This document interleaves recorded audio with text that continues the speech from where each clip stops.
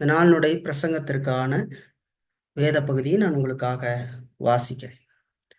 1 தீமோத்தேயு 6ஆம் அதிகாரம் 12ஆம் வசனத்தை நாம் வாசிக்க கேட்கிறோம். விசுவாசத்தின் நல்ல போராட்டத்தை போராடு, நித்திய ஜீவனை பற்றிக்கொள், அதற்காகவே நீ அழைக்கப்பட்டாய். அநேக சாட்சிகளுக்கு முன்பாக நல்ல அறிக்கை பண்ணுவனுமாய் இருக்கிறார் என்பதே. ஆமென். நாளுடைய பிரசங்கத்திற்காக நாம் கண்களை மூடி தேவனை நோக்கி பார்த்து ஜெபிக்கலாம். எங்களை அளவுக்கு அதிகமாக நேசிக்கிற எங்கள் அன்பின் தேவனை, தருமையான பிரசங்க நேரத்திற்காக நாங்கள் வருகிறோம். நாங்கள் வாசிக்க கேட்டு இந்த வேத பகுதியிலிருந்து தேவன் எங்களோடு கூட இடைப்பட்டு பேசுகிற வார்த்தைகள் எங்களுடைய வாழ்க்கையில பெரிய காரியங்களை செய்யட்டும். இந்த வார்த்தைகள் எங்களை ஆற்றட்டும், எங்களை தேற்றட்டும், எங்களுடைய குறைவுகளை எங்களுக்கு உணர்த்தி அதிலிருந்து மனம் திரும்ப செய்யட்டுமாக நாங்கள் கேட்கிறோம். தகப்பனே, இம்மட்டும் நடத்தினவர் தொடர்ந்தும் எங்களோடு கூட இருந்து எங்களை நடத்தும். இந்த ஜெபத்தை இயேசு கிறிஸ்துவின் மூலமாக ஏறெடுக்கிறோம் எங்கள் நல்ல பிதாவே, ஆமென். நாம் கடந்த வாரத்துல ஒரு தலைப்பின் கீழாக கர்த்தருடைய வார்த்தையை சிந்திக்க ஆரம்பித்தோம். அதாவது ஆவிக்குரிய யுத்தம் என்கிற தலைப்பின் கீழாக நாம் சத்தியத்தை சிந்திக்க ஆரம்பித்தோம் இல்லைங்களா? அதுக்கு ஆதார வசனமாக 1 தீமோத்தேயு 6ஆம் அதிகாரம் 12ஆம் வசனத்தை நாம் கொண்டு அதை சிந்தித்து பார்த்தோம். அதுல நாம் என்ன காரியத்தை பார்த்தோம்? அதாவது பரிசுத்த வாழ்க்கையை பற்றி அறிந்து கொள்ள விரும்புகிற ஒரு மனிதன், ஒரு விசுவாசி, அவன் ஒரு ஆவிக்குரிய யுத்தத்தில் ஈடுபட்டு இருக்கிறான் என்பதை முதலாவது புரிந்து கொள்ள வேண்டும் என்று சொல்லி பார்த்தோம். பரிசுத்த வாழ்க்கை வாழ வேண்டும் என்கிற விருப்பம் அநேகருக்கு உண்டு. ஆனால் அது எப்படி வாழ வேண்டும் என்பது அநேகருக்கு தெரியாமல் இருக்கிறது. அல்லது இந்த பரிசுத்தமான வாழ்க்கை, அந்த வாழ்க்கை வாழுவதை தவறான விதத்துல கையாண்டு வாழ்கிறதை நாம் கிறிஸ்துவ வட்டாரங்கள்ல பார்க்க முடியும். இந்த யுத்தத்தை குறித்து, அதாவது அவர்கள் ஒரு புறம் அப்படி இருக்கிறார்கள். ஆனா வேதம் நமக்கு சொல்லுகிறது, பரிசுத்த வாழ்க்கையை பற்றி சிந்திக்கிற மனிதன், பரிசுத்த வாழ்க்கையை பற்றி அறிந்து கொள்ள விரும்புகிற மனிதன், அவன் யுத்தத்தில் ஈடுபட்டு இருக்கிறான். அதாவது ஒரு விசுவாசி யுத்தத்தில் ஈடுபட்டு இருக்கிறான் என்பதை முதலாவது புரிந்து கொள்ள வேண்டும் என்று சொல்லி நாம் பார்த்தோம். அந்த யுத்தத்தை பற்றி தான் பவுல் தீமோத்தேயுவுக்கு எழுதுகிறத நம்ம பார்க்கிறோம். விசுவாசத்தின் நல்ல போராட்டத்தை போராடு, நித்திய ஜீவனை பற்றிக்கொள், அதற்காகவே நீ அழைக்கப்பட்டாய் என்று சொல்லி பவுல் தீமோத்தேயுக்கு இந்த 1 தீமோத்தேயு 6ஆம் அதிகாரம் 12ஆம் வசனத்துல சொல்றத நாம் பார்க்கிறோம் இல்லைங்களா? இந்த ஆவிக்குரிய யுத்தத்தை குறித்து நாம் கடந்த வாரத்துல சிந்திக்க ஆரம்பித்தோம். மெய் கிறிஸ்துவம் என்பது ஒரு யுத்தம் என்று சொல்லி பார்த்தோம். ஒரு போராட்டம் நிறைந்த வாழ்க்கை என்று சொல்லி பார்க்க. கிறிஸ்துவ வாழ்க்கை என்பது அது சிவப்பு கம்பளத்துல நடந்து போவதை போன்றது அல்ல. ஒரு மனிதன் விசுவாசியாக ஆக்கப்படுகிற பொழுது அவன் ஒரு யுத்த வீரனாக ஆக்கப்படுகிறான் என்று சொல்லி நாம் பார்க்கிறோம். இப்ப மெய் கிறிஸ்துவம் என்பது ஒரு யுத்தம் என்று சொல்லி பார்க்கிறோம். இந்த யுத்தத்தை ஒருவனும் தவிர்த்து கொள்ள முடியாது. அதாவது மெய் விசுவாசியாக இருக்கிற ஒரு மனிதனும் இதை தவிர்க்க முடியாது என்று சொல்லி பார்க்கிறோம் இல்லைங்களா? ஆனா பெயர் கிறிஸ்தவர்கள் இதையெல்லாம் அறியாமல் தொடர்ந்து வாழ்ந்து வருகிறார்கள் இல்லைங்களா? இப்ப வேதம் ஒரு மெய் விசுவாசியை போர் வீரன் என்று அழைக்கிறதை நாம் பார்க்கிறோம் இல்லைங்களா? அவனை ஒரு போர் வீரனாகவே இது அழைக்கிறது. அதனாலதான் பவுல் சொல்றாரு, நீ நல்ல போராட்டத்தை போராடு என்று சொல்லி சொல்லுகிறத பார்க்க. அதோடு கூட ஒரு மெய் விசுவாசி யாரோடு போராட வேண்டும், அவனுடைய எதிரி யார் அப்படிங்கிறத குறித்து நம்ம கடந்த வாரத்துல சிந்திச்சோம் இல்லைங்களா? இந்த வாரம் செய்திக்கு போறதுக்கு முன்னாடி ஒரு சுருக்கத்தை சொல்லிக்கிட்டு இருக்கேன் நான். அதாவது இன்னும் எளிமையா சொல்லணும்னா, போன வாரம் நம்ம பார்த்தோம் ஆவிக்குரிய யுத்தம் இல்லைங்களா? ஒரு மெய் கிறிஸ்துவன் ஆவிக்குரிய யுத்தத்துல இருக்கிறான் என்று சொல்லியும், அந்த யுத்தம் யாரோடு என்று சொல்லியும் நாம் சிந்தித்தோம் இல்லைங்களா? மற்ற கிறிஸ்துவரோடு ஒரு யுத்தம் அல்ல, அவனுடைய யுத்தம் யாரோடு என்று சிந்தித்து பார்த்தோம்.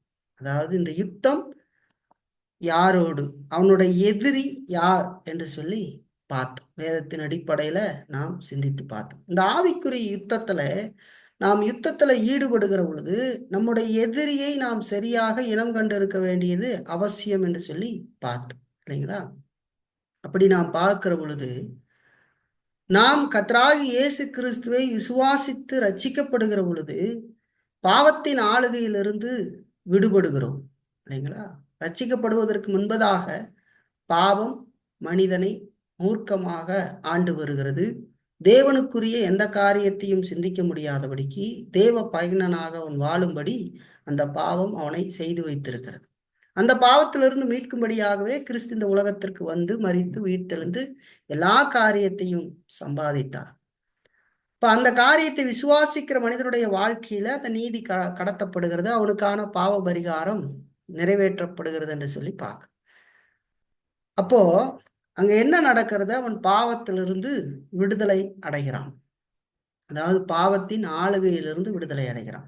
அவனிடத்துல பாவமே இல்லை என்று அல்ல, அவனுடைய பாவம் தொடர்ந்து இருக்கிறது. ஆனால் இப்பொழுது ஆளுகிற தன்மையை அது இல்லாமல் இருக்கிறத நம்ம பார்க்கிறோம். ஏன்னா அதிலிருந்து ஆண்டவர் அவனை விடுதலை ஆக்கி இருக்கிறான். இப்போ பாவத்தை அவன் ஆளக்கூடியவனாக இருக்கிறான். அந்த ஆளக்கூடிய காரியத்தை பரிசுத்த ஆவியின் வல்லமையோடு அவன் பெற்றுக்கொண்டு இருக்கிறான் என்று சொல்லி பார்க்கிறோம் இல்லைங்களா? அப்போ ரட்சிக்கப்பட்ட பொழுது அங்க என்ன நடக்குது? பாவத்திலிருந்து அவன் விடுதலை அடைகிறான். தொடர்ந்து அவன் இந்த உலகத்துல பரிசுத்தமாக வாழ வேண்டிய பொறுப்பை அவன் கொண்டிருக்கிறான். கிறிஸ்துவ வாழ்க்கைக்கு பொறுப்பாளியாக அந்த மனிதனையே கடவுள் வைத்திருக்கிறான் இல்லைங்களா? பரிசுத்த வாழ்க்கை வாழ வேண்டியதனுடைய அவசியத்தை குறித்து நாம் பார்க்கிறோம் இல்லைங்களா? அப்ப அவன் ஒவ்வொரு நாளும் அவன் இந்த போராட்டத்துல ஈடுபட வேண்டும் இல்லைங்களா? இப்ப ஆதாமுடைய பாவத்தினால எல்லாரும் பாவிகள் ஆக்கப்பட்டு இருக்கிறார்கள் இல்லைங்களா? இப்ப என்ன நடந்தது? ஆதாமின் மூலமாக பாவம் வந்த பொழுது முதலாவது இந்த உலகம் பாவத்துக்குள் இருக்கிறது, இரண்டாவது அந்த மனிதன்ல பாவம் இருக்கிறது, மூன்றாவது பிசாசு மனிதர்களை தொந்தரவு செய்கிறவனாக மாறி இருக்கிறான். அவர்களை பாவத்துக்குள்ள விழும்படியாக பல காரியங்களை தந்திரமாக செய்கிறவனாக இருக்கிறான். இப்ப இந்த 3 விதமான எதிரிகளையும் நாம் கடந்த வாரத்துல பார்த்தோம் இல்லைங்களா? இப்ப நம்முடைய எதிரி யார்? ஒன்று நம்மில் இருக்கிற பாவம், இரண்டாவது இந்த உலகம், மூன்றாவது பிசாசு என்று சொல்லி நாம் பார்த்தோம் இல்லைங்களா? இப்ப இந்த 3ம் நம்மை தொடர்ந்து அழிக்க முற்படுகிற எதிரிகளாக இருக்கிறது என்று சொல்லி பார்க்கிறோம். இதோடு நம்முடைய யுத்தம் இருக்கிறது இல்லைங்களா? நாம் இந்த உலகத்திலிருந்து மரிக்கிற வரைக்கும் இந்த யுத்தம் தொடர்கிறது. இந்த யுத்தத்துக்கு இடைநிறுத்தம் என்று ஒன்று இல்லை என்று சொல்லி பார்த்தோம். இதற்கு இடையில ஓய்வெடுத்து வந்து யுத்தம் செய்கிறதோ அல்லது வேறு விதத்துல நாம் ஓய்வெடுக்கிறதற்கோ வேற வழியே இல்லை. நாம் என்றைக்கு கிறிஸ்தவர்கள் ஆனோமோ அன்றிலிருந்து நம்முடைய உடலிலிருந்து உயிர் பிரிகிற வரையிலும் இந்த யுத்தத்தை நாம் செய்தே ஆக வேண்டும் என்று சொல்லி பார்க்கணும். ஒவ்வொரு நாளும் நாம் மிகுந்த கவனத்தோடு பாவத்தை அழித்தொழித்து வாழ வேண்டியது அவசியம். அப்படித்தான் நாம் ஒவ்வொரு நாளும் குமாரனுடைய சாயலுக்கு ஒப்பாக ஒரு நாளும் நாம் வளர்ந்து வருகிறோம் என்று சொல்லி பார்க்கிறோம் இல்லைங்களா? அப்ப நம்ம ஒரு நாள் இந்த எதிரியோடு போராட வேண்டியது அவசியம். அப்போ நம்முடைய எதிரியாக வேதம் சொல்லுவது சக மனிதர்கள் அல்ல, இந்த உலகம். இந்த உலகம் பாவத்துல இருக்கிறது, மனிதர்கள் பாவத்தில் இருக்கிறார்கள். அந்த மனிதர்களை நாம் பகைக்கிறது இல்லை, ரசிக்கப்படாத மனுஷனை பகைக்கிறது இல்லை, அவனிலிருந்து செயல்படுகிற பாவத்தை நாம் முழு பகையாக பகைக்க வேண்டும் என்று சொல்லி பார்க்கணும். இரண்டாவது நமக்குள் இருக்கிற பாவம், அதை குறித்தும் நாம் அறிந்திருக்க வேண்டியது அவசியம். அது நம்மை ஆளாமல் இருந்தாலும், அதாவது அதை நம்மை ஆளுகிற இந்த அதிகாரத்திலிருந்து நாம் இப்பொழுது விடுபட்டு இருந்தாலும் நாம் அனுமதிக்கிற பொழுது அது நம்மை ஆள பார்க்கும் என்று சொல்லி பார்க்கிறோம் இல்லைங்களா? ஆகவே நாம் கவனத்தோடு நம்மில் இருக்கிற அந்த பாவத்தை நாம் அழிக்க வேண்டியது அவசியம். மூன்றாவது, எப்பொழுதும் தூங்காமல் நம்மை தொந்தரவு செய்கிற பிசாசு ஒருபுறம் இருக்கிறான். அவனோடும் கூட அவனுடைய தந்திரங்களை நாம் அறிந்தவர்களாக அவனோடும் போர் செய்ய வேண்டியது அவசியம். இந்த போர்ல நம்ம தோய்வு, ஒரு சோர்வு அடைகிற பொழுதோ அல்லது ஏனோ தானோ என்று இருக்கிற பொழுதோ நாம் அநேக பின்விளைவுகளை நம்முடைய வாழ்க்கையில் சந்திப்போம் என்று சொல்லி பார்க்க இல்லைங்களா? விசுவாசியா இல்லாதவர்களுக்கு பிரச்சனை இல்லை, அவன் ஆல்ரெடி அது மாதிரிதான் இருக்கிறான் இல்லைங்களா? அந்த மனிதன் எங்கேயோ போய்கிட்டு பாவத்தில் இருந்துகிட்டு வாழ்ந்துட்டு இருக்கான். ஆனா ஒரு தேவ பிள்ளை அப்படி அல்ல. இவன் இதோடு யுத்தம் செய்கிற பொழுதுதான் அவன் பரிசுத்த வாழ்க்கையில வளர்ந்து போய் கொண்டிருக்கிறான் என்று சொல்லி பார்க்க. இந்த யுத்தத்தை நாம் செய்தே ஆக வேண்டும். அப்போ ஒரு போர் வீரன் எவ்வளவு கவனத்தோடு இந்த யுத்தத்தை செய்வான் அப்படிங்கிறத பாருங்க. ஒரு போர்ல இருக்கிற மனுஷனை நாம் பார்க்கிற பொழுது அவன் ஏனோ தானோ என்றெல்லாம் இருந்துட முடியாது. ஒரு மிலிட்ரி மேன் மாதிரி தான் இது.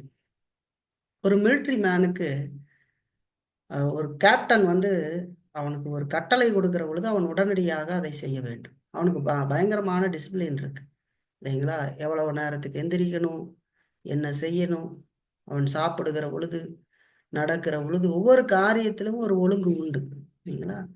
ஏன் அப்படின்னு சொன்னா, எப்பொழுது வேணாலும் எதிரிகள் வந்து விடுவார்கள். அவன் எப்பொழுதும் ஆயத்தமுடையவனாக இருக்க வேண்டியது அவசியம். எதிரிகளை எதிர்பார்த்து இருக்க வேண்டியது அவசியம். இப்பொழுது எதிரி இல்லை, ஆகவே நாம எல்லாத்தையும் விட்டு நம்ம ஜாலியா இருக்கலாம்லாம் இருக்க முடியாது. எப்பொழுது வேணாலும் எதிரிகள் வருவார்கள். ஆனா ஆயத்தத்தோடு இருக்க வேண்டும் என்று சொல்லி பார்க்கிறோம். அந்த விதத்துலதான் நம்மை போர் வீரர்கள் என்று சொல்லி வேதம் நமக்கு சொல்லுகிறது. இப்ப நம்ம யுத்தம் செய்யணும். யுத்தம் செய்யாமல் நம்முடைய வாழ்க்கையில பரிசுத்தத்தை அடைய முடியாது, பரிசுத்தத்துல வளர முடியாது. அப்படி யுத்தத்துல ஈடுபடாமல் பரிசுத்தத்தை எதிர்பார்ப்பது என்பது வேத அறிவில்லாதவர்கள் செய்கிற ஒரு செயல். வாழ்க்கையில பரிசுத்தத்தை பார்க்க முடியாது. வாயில வேணா பரிசுத்தத்தை பார்க்கலாமே தவிர வாழ்க்கையில எல்லாம் நாம் பரிசுத்தத்தை கனவில் கூட நினைத்து பார்க்க கூடாது. ஏன்னா பரிசுத்தம் வராதே.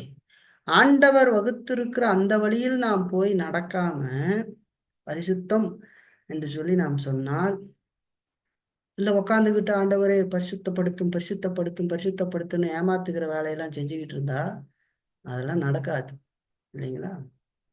ஆண்டவர் ஆண்டவர் தான் நடத்துகிறார். ஆனால் நம்முடைய கிறிஸ்துவ வாழ்க்கைக்கு நம்மை ஆண்டவர் பொறுப்பாளி ஆக்குகிறார் இல்லைங்களா? நாம் வாழ வேண்டிய கடமை பொறுப்புகளை நம்முடைய கரத்துல கொடுத்திருக்கிறார். பரிசுத்த ஆவியானவரை நமக்கு கொடுத்திருக்கிறார் இல்லைங்களா? நாம் பரிசுத்தாவின் வல்லமையோடு அந்த யுத்தத்துல ஈடுபட வேண்டும் இல்லைங்களா? இப்ப நம்மள இருக்கிற பாவம் சொல்லும் கடவுளுக்கு எதிராக செய்யும்படி அது நம்மை நடத்தும்.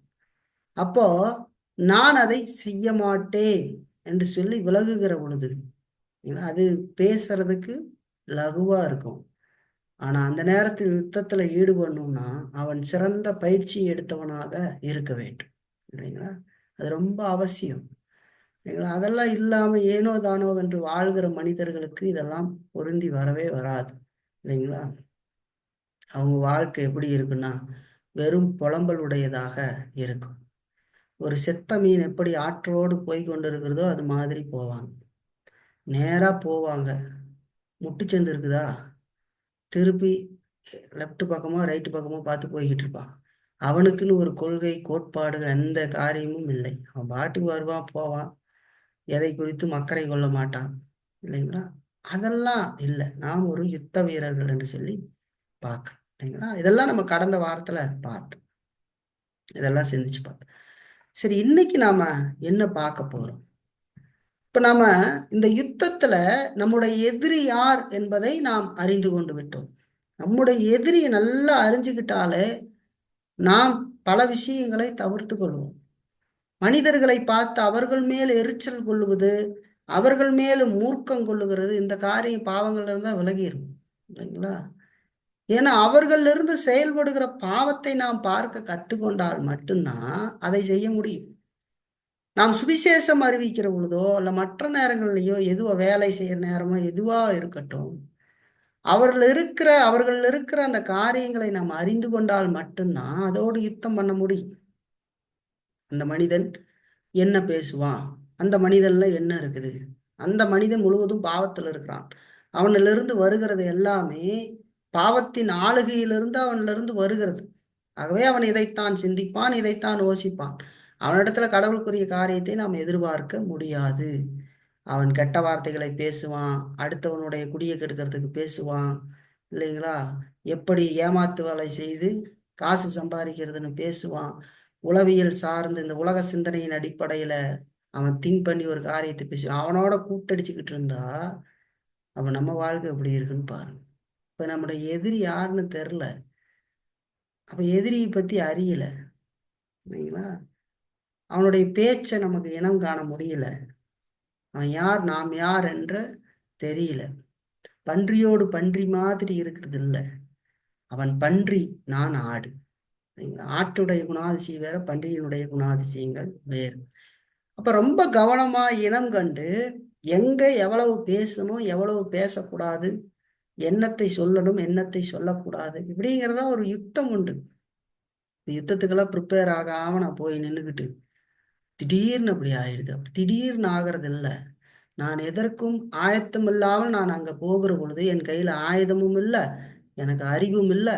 திடீர்னு ஒருத்தன் கத்தி கொண்டுட்டு வந்து என்னை வெட்டுகிறது மாதிரி என்னை அந்த பக்கம் இந்த பக்கம் வெட்டி குத்துயிரும் கொலையுயிருமாக என்னை போட்டுக்கிட்டு போய் விடுகிறான். அப்புறம் பாவம் செய்துட்டு ஐயோ அப்படின்னு தலையில அடித்து கொண்டு நாம் உட்காந்துருப்போம், இல்லைங்களா? எசும் பாவமே செய்ய மாட்டான் என்று நான் சொல்லலை. ஆனா கண் சொருகி போன குருட மாதிரி பாவம் செய்துகிட்டு இருக்க மாட்டான். தொடர்ந்து அவன் பாவம் செய்துகிட்டு இருக்க மாட்டான். அப்ப எதிரியை நாம் இனம் காண வேண்டியது அவசியம். இப்ப இனம் கண்டு இருக்கிறோம், இதெல்லாம் ரொம்ப கவனமா செஞ்சு பார்க்கணும். கணவன் மனைவி வாழ்க்கையில, குடும்ப வாழ்க்கையில, பிள்ளைகளுடைய வாழ்க்கையில, சமுதாயம், வேலை ஸ்தலம், இல்ல அவன் என்ன கொள்கையை பின்பற்றுகிறான், அந்த மனிதன் நான் என்ன கொள்கையை பின்பற்றுகிறேன், எப்படியா ஒட்டு சேர்ந்துக்கிட்டு போறது அப்படின்னு யோசிச்சு பார்க்கணும். கிறிஸ்துவர்கள் என்று சொன்னாலும் கூட தவறான ஒரு கொள்கை கொண்டிருக்கிறவனோட எப்படி போய் ஈடுபட்டுக்கிட்டு இருக்க முடியும்? ஈடுபட முடியாது.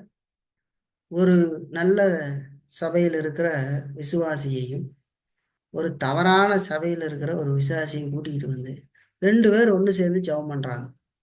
அவங்க 2 பேரும் சந்தோஷமா போயிட்டு இருக்கிறான்னா அவன் பிரச்சனை இல்லை, இவன் தான் பிரச்சனை. இல்லை, அவன் நல்ல சபையில் இருக்கிறன்னு ஒருத்தன் ஏமாத்திட்டு இருக்கான் பாரு, அவன் தான் பிரச்சனை. ஏன்னா எப்படி கூட்டு சேர்த்து ஜெபம் பண்ண முடியும்? என்னால் ஜெபம் பண்ண முடியாதே. அவன் தப்பா ஜெபம் பண்ணுவான், அவன் தேவ நாமத்தை மகிமைக்கு இல்லாத சுயநாமத்தை மையப்படுத்தி ஜெபம் பண்ணுவான், எல்லா காரியத்தையும் செய்வான். பரிசேயருடைய ஜெபம் பார்க்கணும்னா அந்த மாதிரி ஒரு ஜெபத்தை பண்றதுக்கு முயற்சி பண்ணுவான், அதெல்லாம் செய்வான். நான் அது காது கொடுத்து கேட்டுக்கிட்டு ஆமேன்னு சொல்ல முடியுமா?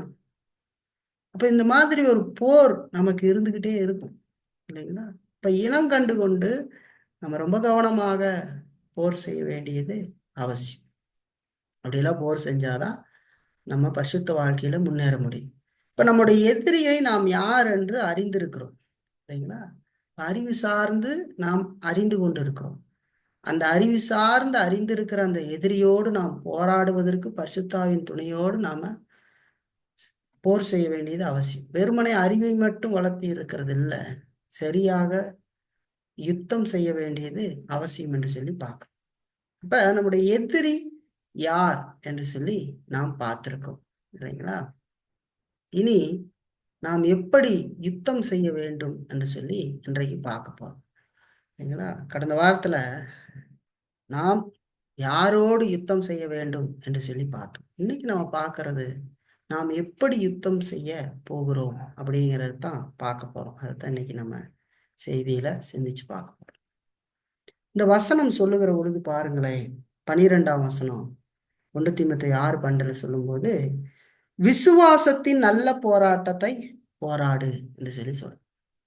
கடந்த வாரத்துல நம்ம பார்த்தோம், நாம் போராட வேண்டும். கிறிஸ்துவ வாழ்க்கை என்பது ஒரு யுத்தம் என்று சொல்லி பார்த்தோம். இப்ப அந்த யுத்தம் எப்படிப்பட்டது என்று சொல்லி நாம் பார்க்கிற பொழுது இங்கே சொல்லுகிறது விசுவாசத்தின் யுத்தம் என்று சொல்லி அது சொல்லுகிறது, இல்லைங்களா? அது விசுவாசத்தினால் செய்யப்படுகிற யுத்தம்.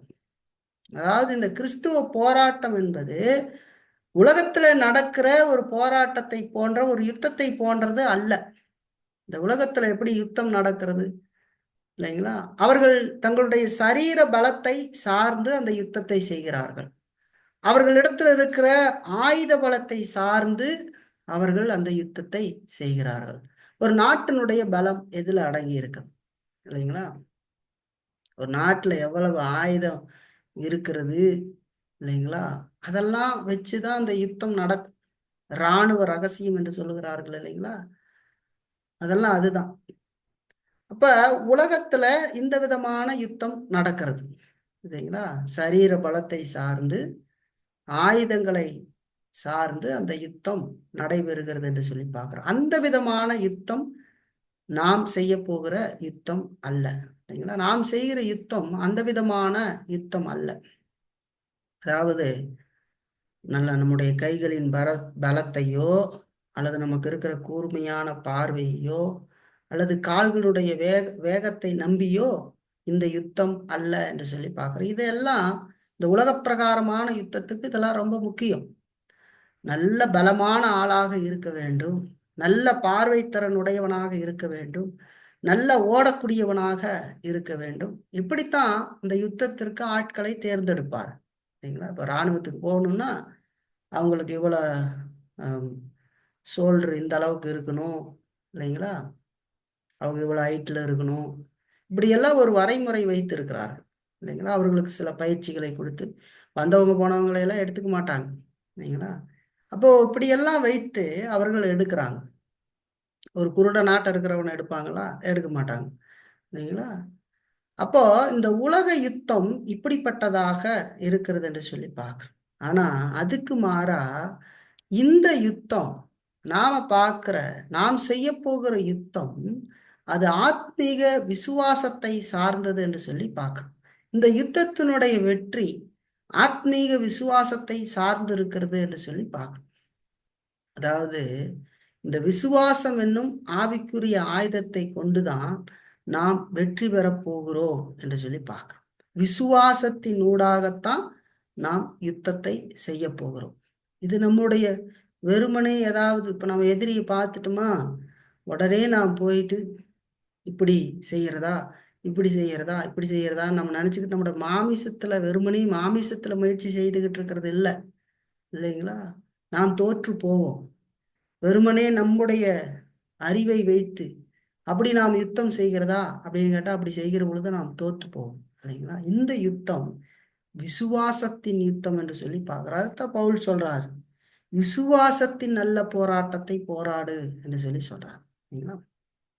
ஒரு 3 காரியங்களை இன்னைக்கு நாம் இதுல இருந்து பார்க்கலாம். நாம் எப்படி யுத்தம் செய்ய போகிறோம் அப்படி நம்முடைய யுத்தம் எதை சார்ந்தது என்று சொல்லி பார்த்தோம். விசுவாசத்தை சார்ந்தது என்று சொல்லி பார்க்கணும். விசுவாசத்தை சார்ந்தது என்று சொல்லுகிற பொழுது விசுவாசம்னா இன்னைக்கு ஒரு காரியம் இருக்குது. விசுவாசம் உலகத்திலேயே விசுவாசம் இருக்கிறது. ஒரு நல்ல எஜமானனுக்கு ஒரு வேலைக்காரன் விசுவாசமாக இருக்கிறவனை நாம் பார்க்க முடியும். அந்த மாதிரி மனிதர்களை பார்க்கணும். இப்ப விசுவாசம் அப்படின்னு சொல்லும்போது விசுவாசத்தின் நல்ல போராட்டம், விசுவாசத்தின் யுத்தம் என்று சொல்லுகிற பொழுது அந்த விசுவாசம் எதை சார்ந்து இருக்கிறது? அது ரொம்ப முக்கியம் இல்லைங்களா? இப்போ முதலாவது நம்ம பார்க்கிறோம், வேதத்தை விசுவாசிப்பதிலேயே இந்த யுத்தம் சார்ந்து இருக்கிறது என்று சொல்லி பார்க்கிறோம் இல்லைங்களா? வேதத்தை விசுவாசிப்பதுல தான் இந்த யுத்தம் சார்ந்து இருக்கிறது. அதாவது இந்த யுத்தத்தினுடைய வெற்றி கர்த்தருடைய வார்த்தையாகி வேதாகமத்தை விசுவாசிப்பதிலேயே முழுவதும் சார்ந்து இருக்கிறது என்று சொல்லி பார்க்கணும். எழுதப்பட்டிருக்கிற கடவுளுடைய வார்த்தைகளில் விசுவாசம் கொள்வதுதான் ஒரு கிறிஸ்துவ வீரனுடைய அடிப்படையான குணாதிசயம் என்று சொல்லி பார்க்கணும். கர்த்தருடைய வார்த்தைன்னு சொன்னா இன்னைக்குதான் போலி போதனைகள் எல்லாம் இருக்குதே பாருங்க. இப்படி அப்படின்னு அந்த பக்கம் அந்த பக்கம் மேடையில நடந்து வந்துக்கிட்டு கடவுள் என்னோடு கூட இப்ப பேசி கொண்டு இருக்கிறார் இல்லைங்களா? உங்களை குறித்து பேசுகிறார், தீர்க்க தரிசனமாக சொல்லுகிறார், வாக்கு தத்தமாக சொல்றார், அதை சொல்றார், இதை சொல்றான்னு அவன் காலே தரையில படாத மாதிரி நின்றுக்கிட்டு வைப்ரேட் மூட்ல அவன் ஒன்னொன்னு சொல்லிக்கிட்டு இருக்கான். சில பேரை நான் பார்த்தா அவன் என்ன பண்றானே அந்த மனுஷன் தெரியுமான்னு இந்த பக்கம் அந்த பக்கம் நடக்கிறான், என்னமோ ஓசி வச்சுக்கிட்டே சொல்லிக்கிட்டு இருக்கிறான். நீங்கள எவ்வளவு கிறுக்குத்தனமான காரியங்கள் பாருங்க. துணிகரமான பாவத்துக்குள்ள போறாங்க இல்லைங்களா? இப்ப கடவுளுடைய வார்த்தைன்னு சொல்ற போது கூட கொஞ்சம் கவனமா சொல்ல வேண்டியது. கடவுளுடைய வார்த்தை என்பது நம்ம கையில இருக்கிற 66 புத்தகங்களை கொண்ட வேதாகம், இல்லைங்களா? அந்த வார்த்தை, அதாவது எழுதப்பட்டிருக்கிற இந்த வேதாகமாகிய கடவுளுடைய வார்த்தையில விசுவாசம் கொள்வதுதான் ஒரு கிறிஸ்துவியனுடைய அடிப்படை குணாதிசயமாக இருக்கிறது என்று சொல்லி பார்க்க, இல்லைங்களா?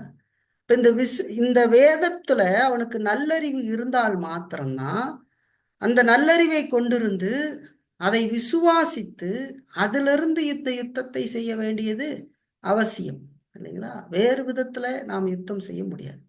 இப்போ ஒரு கிறிஸ்துவன் அவன் இப்படி வாழ்வதற்கு, இப்படி செய்வதற்கு, நினைப்பதற்கு, நடப்பதற்கு, நம்புவதற்கு அடிப்படை காரணமாக இருப்பது வேதம் என்று சொல்லி பார்க்கணும், இல்லைங்களா?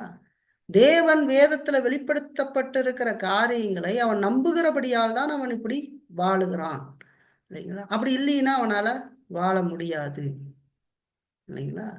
அப்படி வாழ முடியாது. வேதம் சொல்லுகிற ஒரு வசனத்தை வாசிக்கலாம் பாருங்க. எபிரேயர் 11ஆம் அதிகாரத்துல பாருங்க, 6ஆம் வசனம். விசுவாசம் இல்லாமல் தேவனுக்கு பிரியமா இருப்பது கூடாத காரியம். ஏனென்றால் தேவனிடத்தில் சேருகிறவன் அவர் உண்டென்றும் அவர் தம்மை தேடுகிறவர்களுக்கு பலன் அளிக்கிறவர் என்றும் விசுவாசிக்க வேண்டும் என்று சொல்லி வேதம் சொல்லுது. தேவனிடத்தில் சேருகிறவன் அவர் உண்டென்றும் அவர் தம்மை தேடுகிறவர்களுக்கு பலன் அளிக்கிறவர் என்றும் விசுவாசிக்க வேண்டும் என்று சொல்லி பார்க்க. தேவனிடத்துல ஒரு மனிதன் எப்படி சேருகிறது, இல்லைங்களா? அவன் எப்படி ரட்சிக்கப்படுறது? வார்த்தை விசுவாசித்து தான் அவனுக்கு ரட்சிப்பு வருகிறது, இல்லைங்களா? தம்மை தேடுகிறவர்களுக்கு பலன் அவர் கொடுக்கிறார் என்பதை அவன் எப்படி விசுவாசிக்கிறான்? வேத வசனத்திலிருந்து தான் விசுவாசிக்கிறான். அப்படி இல்லாத செய்கிற எதையும் நாம் விசுவாசமாக காண முடியாது, இல்லைங்களா? அதை பைத்தியகாரத்தனமாக வேணால் காணலாமே தவிர விசுவாசமாகலாம் காண முடியாது, இல்லைங்களா? இந்த உலக கண்களுக்கு பெரிய கூட்டங்களும் இல்ல பெரிய காரியங்களையும் பார்த்து ஏமாந்து போறாங்க. வேதத்துல எத்தனையோ வசனம் சொல்லி இருந்தாலும் கூட ஒரு பெரிய கூட்டத்தை பார்த்தோன்னே மனிதனுக்கு சந்தேகம் வந்துருது. இவங்கெல்லாம் உண்மையாகவே கடவுளுடைய பிள்ளைகளா தான் இருப்பாங்க அப்படின்ற எண்ணம் வந்துருது. பெருவழியாய் போகிறவர்கள் அநேகர்னு ஆண்டவர் சொல்றாரு, இல்லைங்களா? விசாலமான பாதையில போறவங்க அப்படின்னு சொல்லி நரகத்துக்கு போறவன், இல்லைங்களா? ஏன்னு கேட்டா அவன் கடவுளுக்குரிய காரியங்கள்ல ஈடுபடுகிறது இல்லை, மனித ஞானத்தின் அடிப்படையில ஈடுபடுகிறார். ஆனா பவுல் சொல்லும்போது நாங்களோ மனுஷ ஞானத்தை பேசல, தேவ வார்த்தை பேசுறோம்னு சொல்றோம், இல்லைங்களா? இப்ப பாருங்க, வேதத்துல நாம் விசுவாசம் கொள்வதுதான் இந்த யுத்தத்தில் ஜெயிப்பதற்கான ஒரு வழி என்று சொல்லி பார்க்க. இப்ப வேதம் இல்லாம, வேதத்துல நல்லறிவு கொள்ளாம, இல்லைங்களா, அந்த வேதத்துல நல்லறிவு கொண்டு அதை விசுவாசிக்காம நாம் இந்த யுத்தத்துல வெற்றி பெற முடியாது அப்படிங்கிறத நாம் தெரிந்து கொள்ள வேண்டும், இல்லைங்களா? இயேசு கிறிஸ்து என்ன செய்தார்? இயேசு கிறிஸ்துவே நமக்கு ஒரு நல்ல ரோல் மாடல். அவர் தான் ரொம்ப பெஸ்ட் ரோல் மாடல். சாத்தான் ஆண்டவரை வஞ்சிக்க வருகிற பொழுது அவர் இந்த வேத வசனத்தை கொண்டுதான் அவனோடு யுத்தம் பண்ணினார். இயேசு கிறிஸ்து 40 நாள் உபவாசம் இருந்து இந்த உலகத்துல இருக்கிற பொழுது, அதுக்கு பின்னாடி அவருக்கு பசி ஏற்படுகிற பொழுது அவன் அவரிடத்துல நீ தேவனுடைய குமாரனே ஆனால் இந்த கல்லுகளை அப்பமாகும்படி செய்யும் என்று சொல்லி சொல்றதப்பா. ஆண்டவர் அவனுடைய அந்த தாக்குதலுக்கு அவனுடைய அக்னி ஆஸ்திரங்களை எப்படி அவித்து போட்டார் என்று சொல்லி, அணைத்து போட்டார் என்று சொல்லி நாம் பார்க்கிறோம். ஆண்டவர் வேத வார்த்தைகளை கொண்டுதான் அணைக்கிறார், இல்லைங்களா? மனுஷன் அப்பத்தினால் மாத்திரமல்ல தேவனுடைய வாயிலிருந்து வருகிற ஒவ்வொரு வார்த்தையினாலும் பிழைப்பான் என்று எழுதியிருக்கிறதே என்று சொல்லி சொல்றார், இல்லைங்களா? அடுத்து அவன் உலகத்தினுடைய சகல ராஜ்யங்களையும் காட்டி இதெல்லாம் எனக்கு ஒப்பு கொடுக்கப்பட்டிருக்கிறது, நீ என்னை பணிந்து கொண்டால் இவைகளெல்லாம் உனக்கு நான் கொடுப்பேன்னு சொல்றான். அடுத்த அக்னி ஆஸ்திரத்தை அவன் நெய்கிறத நம்ம பார்க்க. அப்ப ஆண்டவர் எதை வைத்து அந்த காரியத்தை அணைத்தார்? அப்பொழுது வசனத்தை வச்சுதான் அணைக்கிறார். உன் தேவனாகி கர்த்தர் ஒருவரையே பணிந்து கொண்டு அவருக்கு ஆராதனை செய்வாயாக என்றும் எழுதியிருக்கிறதே அப்படின்னு சொல்றார். அப்புறம் உப்பரியின் மாளிகை மேல கொண்டு போய் நிறுத்தி இங்கிருந்து தாழ குதியும் இல்லைங்களா, ஒரு பெரிய இங்க கொண்டு போய் நிறுத்தி இங்கிருந்து தாழ குதியும். அப்பொழுது தேவ தூதர்கள் தம்முடைய கரங்கள்னாலே ஏந்தி கொண்டு போவார்கள் என்றும் எழுதியிருக்கிறார் அல்லவா என்று சொல்லி வேதத்தையே திரித்து அவன் இப்பொழுது அந்த அக்னி ஆஸ்திரங்களை ஆண்டவருக்கு நேராக திருப்புகிறான். ஆண்டவர் சரியான வார்த்தை சொல்றார். சரிங்களா, உன் தேவனாகிய கர்த்தரை பரீட்சை பாராதிருப்பாயாக என்றும் எழுதியிருக்கிறதே என்று சொல்லி சொல்றார். ஆண்டவர் எதை வைத்து அங்க யுத்தம் செய்தார்? அவர் எதை வைத்து யுத்தம் வேதத்துல விசுவாசம் கொண்டு அந்த யுத்தத்தை செய்தார் என்று சொல்லி பார்க்கணும். இப்போ நம்முடைய அந்த யுத்தம் இல்லைங்களா, அது வேதத்துல விசுவாசிப்பதை சார்ந்து இருக்கிறது என்று சொல்லி பார்க்கணும். வேதத்தை விசுவாசிப்பதிலேயே அந்த யுத்தம் சார்ந்து இருக்கிறது என்று சொல்லி பார்க்கணும். இப்போ விசுவாசம் சொன்னா வேதத்தை சார்ந்த விசுவாசம். விசுவாசத்தின் நல்ல போராட்டத்தை போராடணும்னே நாம் எந்த விசுவாசத்துல இருந்து போராடுகிறோம்? வேதத்தின் அடிப்படையிலே நாம் யுத்தம் செய்கிறோம். ஆனா இன்றைய காலகட்டத்தில் பார்க்கிற பொழுது கொள்கைகளோ கோட்பாடுகளோ இல்லாமல் பக்தியை குறித்து பேசுறதுலதான் இன்னைக்கு அநேகருக்கு விருப்பம் இருக்கிறதை நாம் பார்க்க. அது என்ன கொள்கை, என்ன கோட்பாடு, அதெல்லாம் எதுவும் கிடையாது. கடவுள் இன்னைக்கு என்னோடு கூட பேசி கொண்டு இருக்கிறார். கடவுள் சொல்லுவாரு, நான் செக்ரட்டரி மாதிரி கேட்டு போட்டு போய் வேலை பார்த்துக்கிட்டு இருப்பேன்ற மாதிரி துணிகரமான பாவத்துக்குள்ள ஈடுபடுகிறார்கள் இல்லைங்களா. தனித்துவமானவர்களாக தன்னை காட்டிக் கொள்ளுகிறார்கள். இதெல்லாம் ரொம்ப கேவலமான அருவருப்பான ஒரு காரியமாக நாம் பார்க்கலாம். வேதத்துல இருந்து பார்த்தோம் இல்லைங்களா. கடவுள் என்னோடு கூட செயல்படுகிறார், இப்ப என் கூட இருந்து என்னையோட பேசி என்னை சொல்றார் அப்படிங்கிற விதத்துல அவர்கள் அதை செய்ய பார்க்கிறாங்க இல்லைங்களா. இது எவ்வளவு தவறு என்று சொல்லிப்பாரு. இப்ப கொள்கைகளோ கோட்பாடுகளோ எல்லாமே பக்தி குறித்து பேசுறதுல தான் இன்னைக்கு அநேகருக்கு விருப்பம் இருக்கிறது இல்லைங்களா. இப்பொழுது கூட நான் ஒரு காரியத்தை பார்க்கிறேன். ஒரு தவறான சபை பிரிவை சேர்ந்த ஒரு மனிதன், அந்த மனிதன் ஆராதனை நடத்துறார். என்ன சொல்லி நடத்துறாரு தெரியுமா? ஆண்டவரையே மிரட்டிக்கிட்டு இருக்கிறார். ஆண்டவரை எல்லாம் சத்தமா சோத்திரம் சொல்றதுக்கு உதவி செய்து மிரட்டுறார். ஆண்டவரை மிரட்டுறார். என்ன இந்த ஆள் இப்படி பேசிக்கிட்டு இருக்கிறார்? அப்புறம் பாருங்க அவங்க பக்தி எப்படி இருக்குது பாருங்க. பிள்ளைகள் எல்லாம் சட்டையை கழுத்து வரைக்கும் தைச்சுக்கிட்டு வரணும், காலு தரையில வரைக்கும் வச்சு தைக்கணும், இல்லைன்னா குச்சி வச்சு அடிச்சு விடுவேன், இப்படியே பேசுறாரு. பேசிக்கிட்டு இருக்கிறாரு. என்ன கக்க பக்கான்னு சிரிச்சுக்கிட்டு இருக்கிறீங்க, இப்படி எல்லாம் ஒரு பிரசங்க மேடையில் நின்றுக்கிட்டு இந்த ஆள் பேசுறாரு இல்லைங்களா. ஆயிரக்கணக்கான மனிதர்கள் பின்பற்றிக்கிட்டு இருக்கிறாங்க. கொள்கையோ கோட்பாடுகளோ இல்லை, தனி மனித சிந்தனையும் தனி மனித கட்டுப்பாடும் இல்லை, மனித கட்டுப்பாடும் வேதம் சாராத பேச்சுக்கள் இல்லைங்களா. பார்க்கும்போது நல்லாதான் இருக்கும், பார்த்தா கேட்கறதுக்கு ஜாலியா பேசுறாங்க, அப்படி நல்லா இருக்கிற மாதிரி தெரியும். தூரத்துல இருந்து நம்ம பார்க்கும்போது இது பார்க்கறதுக்கு கொஞ்சம் கவர்ச்சியா இருக்கிற மாதிரிதான் தெரியும். ஆனா பக்கத்துல போய் உட்கார்ந்து அவங்களுடைய பக்தியின் காரியங்களை நாம் ஆராய்ந்து பார்த்தா அது ஆரோக்கியமற்றதாகத்தான் இருக்கும் என்று சொல்லி பார்க்கலாம். ஒன்றும் இருக்காது. உதாரணத்துக்கு சொல்லணும்னு சொன்னா, எலும்பும் சதையும் இல்லாத ஒரு சரீரத்தை குறித்து பேசினா அது எப்படி இருக்குமோ அது போல இருக்கும்.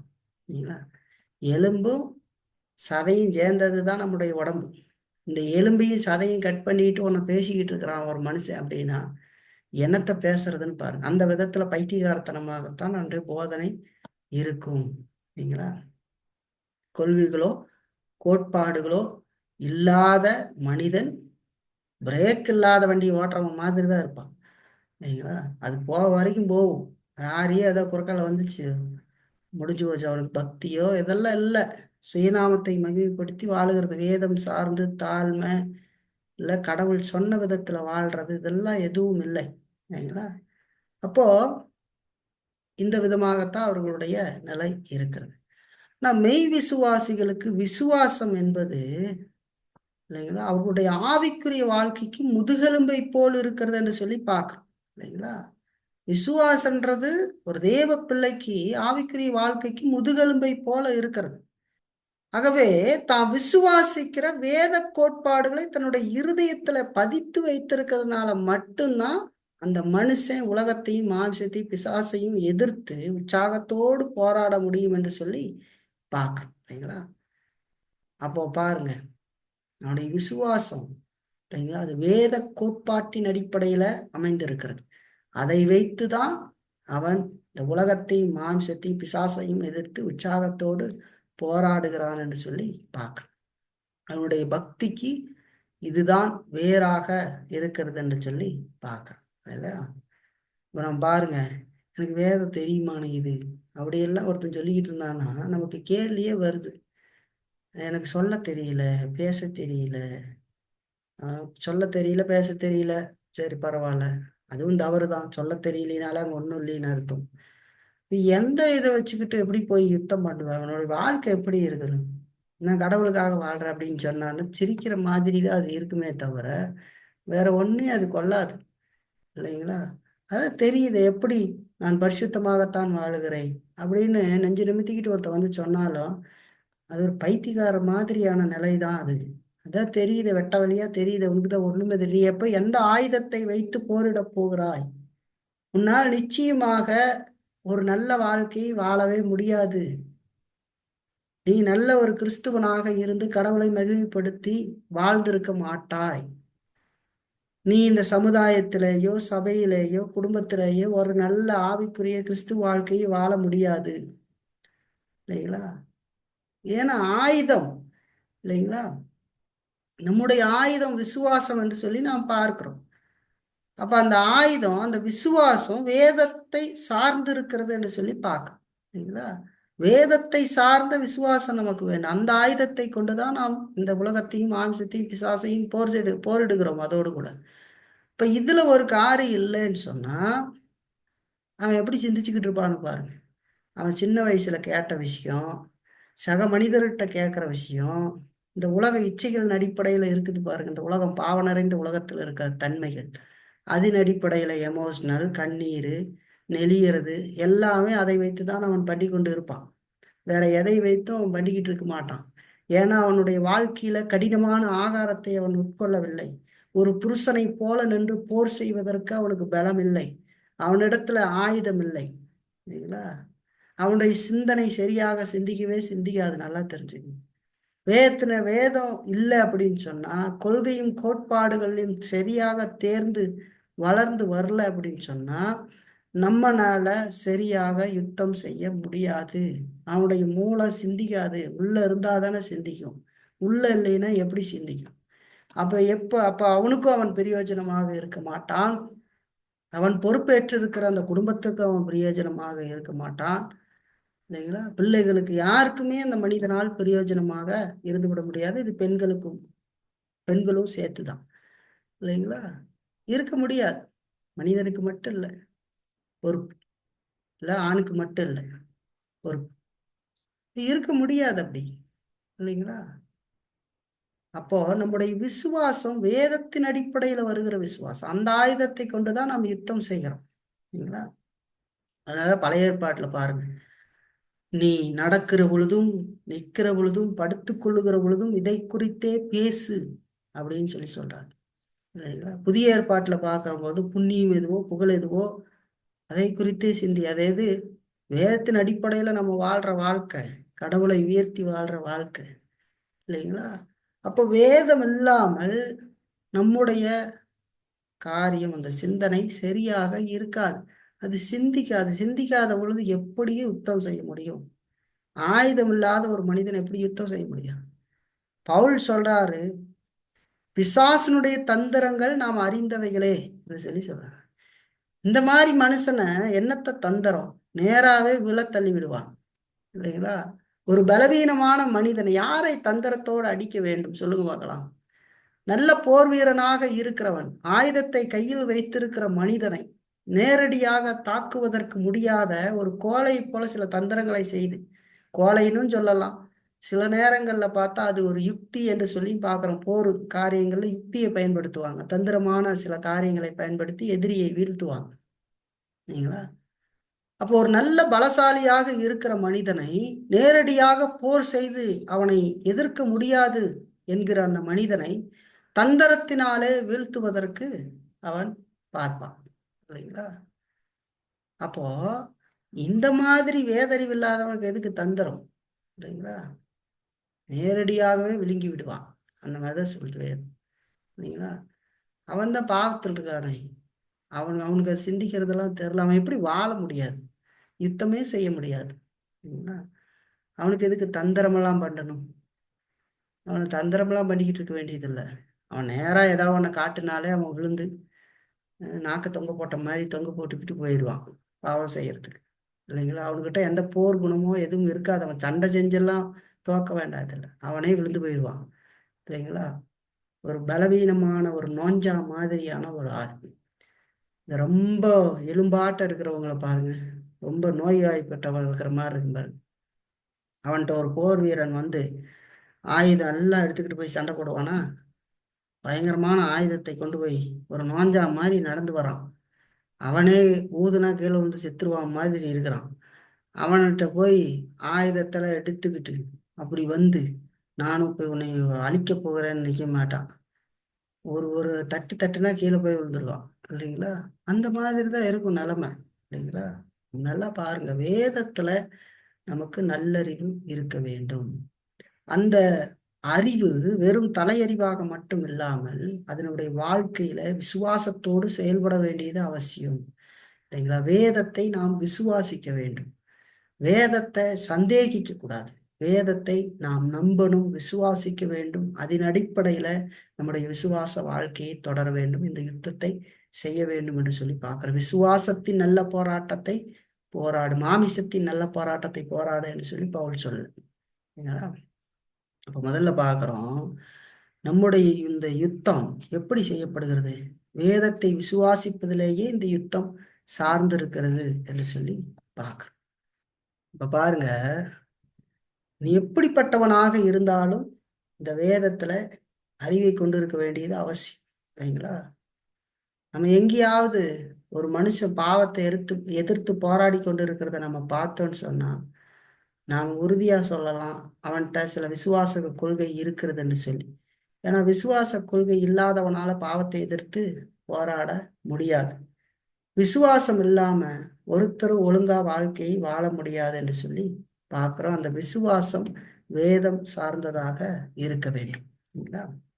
எனவே நம்ம முதல்ல பார்க்கிறோம், இந்த யுத்தம் வேதத்தை விசுவாசிப்பதை சார்ந்து இருக்கிறது என்று சொல்லி பார்க்கிறோம். அந்த விசுவாசத்தின் ஊடாக போர் செய்வது என்பது இந்த விசுவாசம் வேதத்தை சார்ந்து இருக்க வேண்டும் என்று சொல்லி பார்க்கிறோம். இரண்டாவது, இயேசு கிறிஸ்துவின் மீதும் அவர் நிறைவேற்றின பணியின் மீதும் விசுவாசம் கொள்வதிலேயே இந்த யுத்தம் சார்ந்திருக்கிறது என்று சொல்லி பார்க்கிறோம். அதாவது இயேசு கிறிஸ்துவின் மேலையும் அவர் நிறைவேற்றிய மத்தியஸ்த பணியின் மீதும் விசுவாசம் கொள்வதிலேயே ஒரு கிறிஸ்து வீரனுடைய அந்த வெற்றி சார்ந்திருக்கிறது என்று சொல்லி பார்க்க.